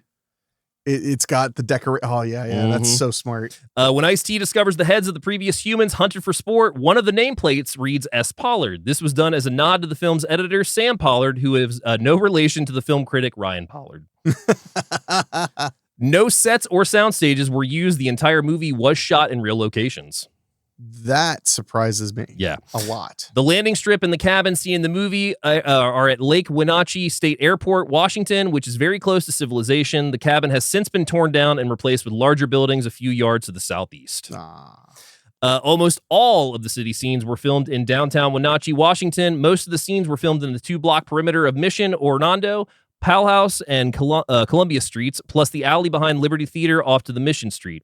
The area includes the infamous Bruce Hotel, which became Bruce Transitional Housing for the homeless in the early 2000s. Yeah, I've heard a lot of stories when I used to read IMDb message boards about Surviving the Game. People used to talk a lot about like, I can't believe I'm from Wenatchee, and one day I'm just watching this movie on cable, and there's the Bruce, the legendary flop house, the Bruce Hotel. It was Rutger Hauer's idea that Thomas Burns rides a Kawasaki twin-cylinder 650 motorcycle. Hauer owned one of these bikes and felt that by riding one in the movie, his character would stand out as a leader of the hunting pack. He also claimed that the bike had the appearance of an iron horse, giving Thomas Burns the look of a warrior knight. I do always remember it stuck out that he was on a bike and everybody else were on ATVs. Yeah. When Gary Busey arrived on set, he questioned his character with Dickerson, wondering how he was supposed to play him up, as a comedic or serious.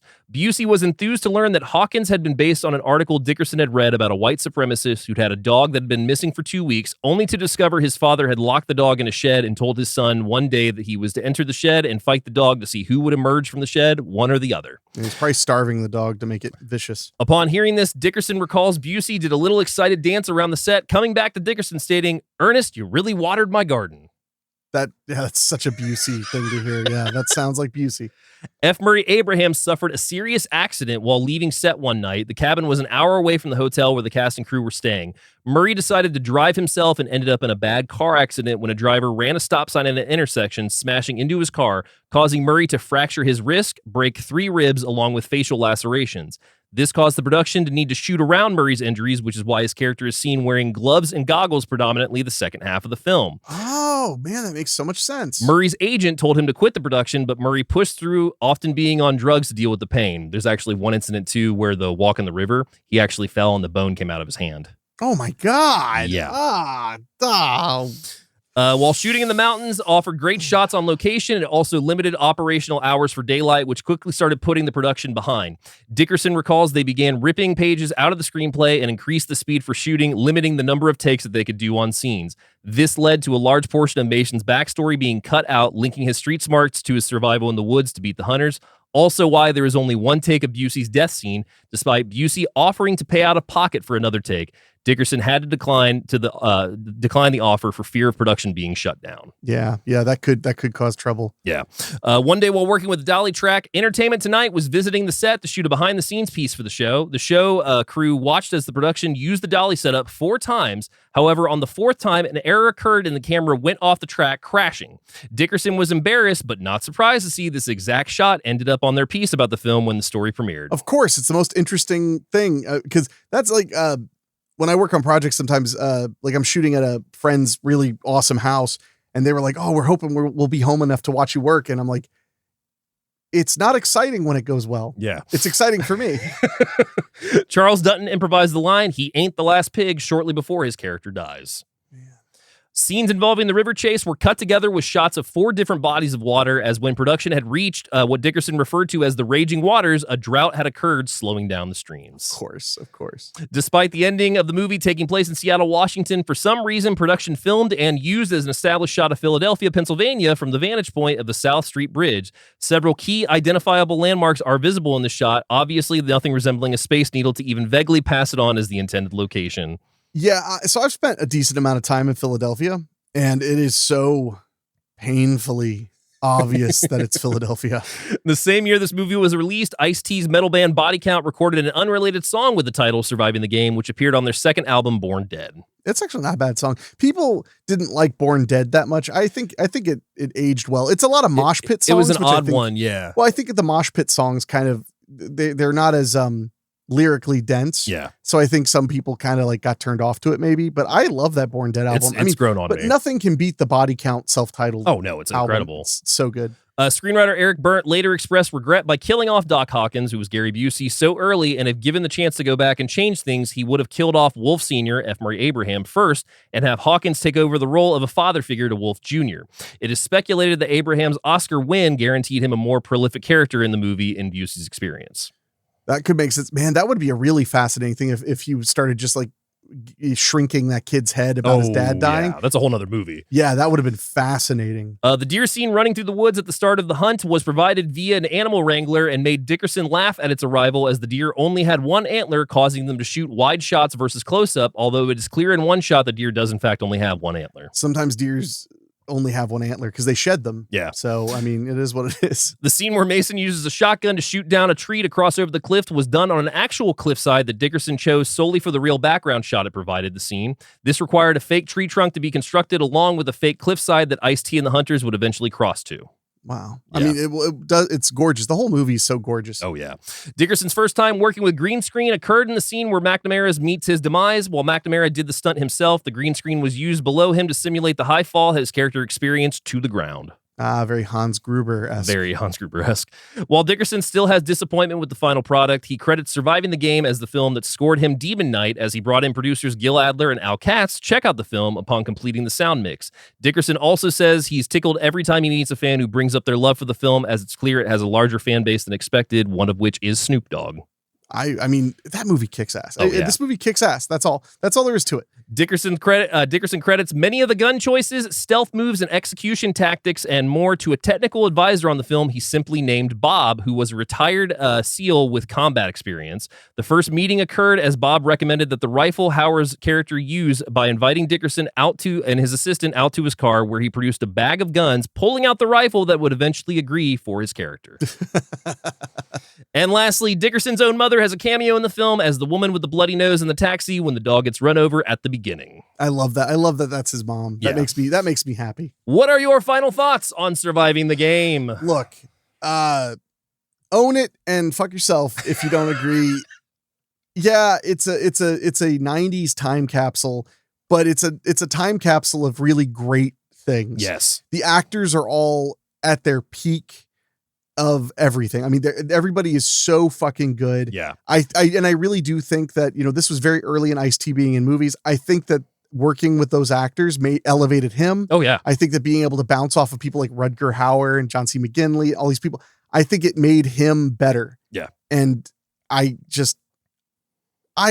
have so much fucking adoration for how fun this movie is and how much it has to say, even with all of the, the drawbacks they had to deal with. Yeah.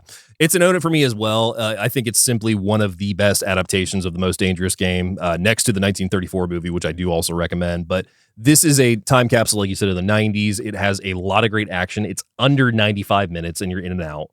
I mean, it even takes place near the birth of grunge. Yeah. Seattle. It's a movie that really hits 90s, and 90s was just starting really, because the decades don't really end where they end on the calendar. Yeah. It's everything that was great about the 90s mentality in a classic story. Yeah. I mean, there's really no reason not to own it with that Blu-ray release now too. It's gorgeous. It's amazing. So we always like to end the show with a couple of recommendations. The first one I have this week is 1992's Death Ring, currently available on Roku and rentable on Prime and Fandango. When ex-Special Forces agent Matt Collins wins a survivalist competition, he becomes the toughest man alive, perfect fodder for perverse millionaire Donald Box, who is an annual manhunt attracts the most vicious killers. And if you need more reason to, here's just a few names. We have Norris, Billy Drago, McQueen, Don Swayze, because that's Mike Norris, Chad McQueen, Don Swayze, along with Billy Drago. Golf clapping on that one. That was solid one. And the next one I'm going to do is 1986's Avenging Force, currently on Prime Video, MGM Plus, and Tubi. A senator is targeted by the Pentangle, a right-wing paramilitary group. His pal, former CIA agent and martial artist, tries to help him. The group kidnaps the agent's sister and tries to hunt him down, Most Dangerous Game style. Michael Dudikoff's one of his best movies, Avenging Force. Cannot recommend this movie enough. It is insane and also child peril to a T. Yeah. So what's your recommendation? So I decided not to go Most Dangerous Game ways, and I decided to go Ice-T ways instead. Okay. And also rectify by saying Below Utopia. No, I'm kidding. No, I'm going to go with it. We've mentioned it a few times before, but 1992's Trespass. Yes. Because that is another great 90s. I mean, you got Bill Paxton, Ice-T, Bill Sadler, Ice Cube. Yes. It's a great film, and it's also a retelling of the Treasure of Tierra Madre. That's true. Yes. Which is a great story as well, about people who are out of the place they know. Yeah. And hoping to get rich, but they don't really understand where they're at. Oh, I fucking love Trespass. This is the rundown from IMDb. 2 firemen in a burning building get a treasure map. Stolen gold church items are hidden in a closed down factory in St. Louis. Once there, they're trapped in by a black gang, considering it their territory. Yes, they do. And it's a great film. It's directed by Walter Hill. Yes, it's it written is. by Bob Gale and Robert Zemeckis, the team who brought you Back to the Future. And Tales from the Crypt Demon Knight. Of course. So I can't recommend Trespass enough. It is available right now only to rent on Prime Video, but it is totally worth the $4. It also has one of the best performances by Art Evans, the guy from Die Hard 2 and Fright Night. He's so good in it. No, it's a phenomenal film. So do we have any emails this week? Last I checked, no, but let me check one more time before we call it a night. All right. No. Nobody Hurtful, loves but us. if you guys want to email us, you can at doyouevenmoviepod@gmail.com. Yes. Or you can go to doyouevenmovie.com and send us an email through there. We'd love to hear from you. Recommendations, suggestions, critiques. But if one of them is like, I didn't really like Surviving the Game, just cut out the middleman and stick the email so far up your ass you can taste it. Fair enough. Would you like to know, since this is us wrapping up June, would you like to know what we are doing as we kick off July next week? Well, I mean, sure. Okay, so as I'm sure some of you know, there is a big film anniversary coming up. It's celebrating 50 years next week, actually. So by the time you're hearing this, it's actually going to be turning 50 this week, and that is Jaws. So naturally, we are going to be covering 1987's Jaws, The Revenge. The best Jaws movie, in my opinion, for sheer entertainment value, and another that has so much history with me as a kid because I taped that off of HBO. Oh yeah, and it's actually the opening is really scary. It used to be until we, frame by frame. No, it.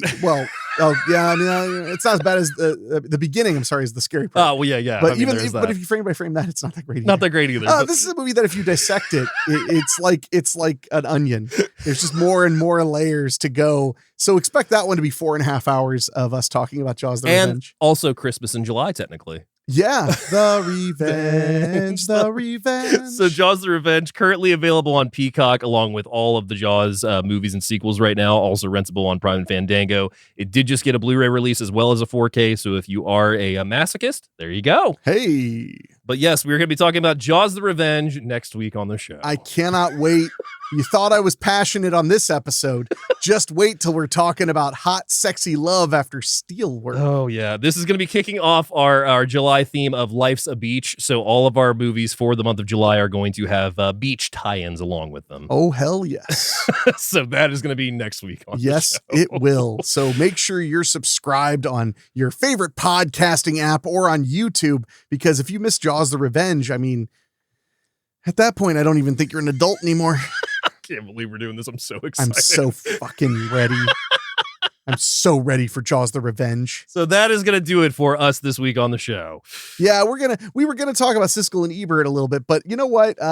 Since they didn't love it, they can. They're both dead. I mean, Siskel liked it. Roger was the one that had beef with it. But yeah, you can find the clip. The full episode is on YouTube, and so we had to chop into it. But yeah, check that out because it's definitely worth it. That's bizarre that Siskel liked it, because Ebert. I do like how Ebert's like, I wrote friggin' for Russ Meyer, but this is a little too low brow for me. He says it's too predictable.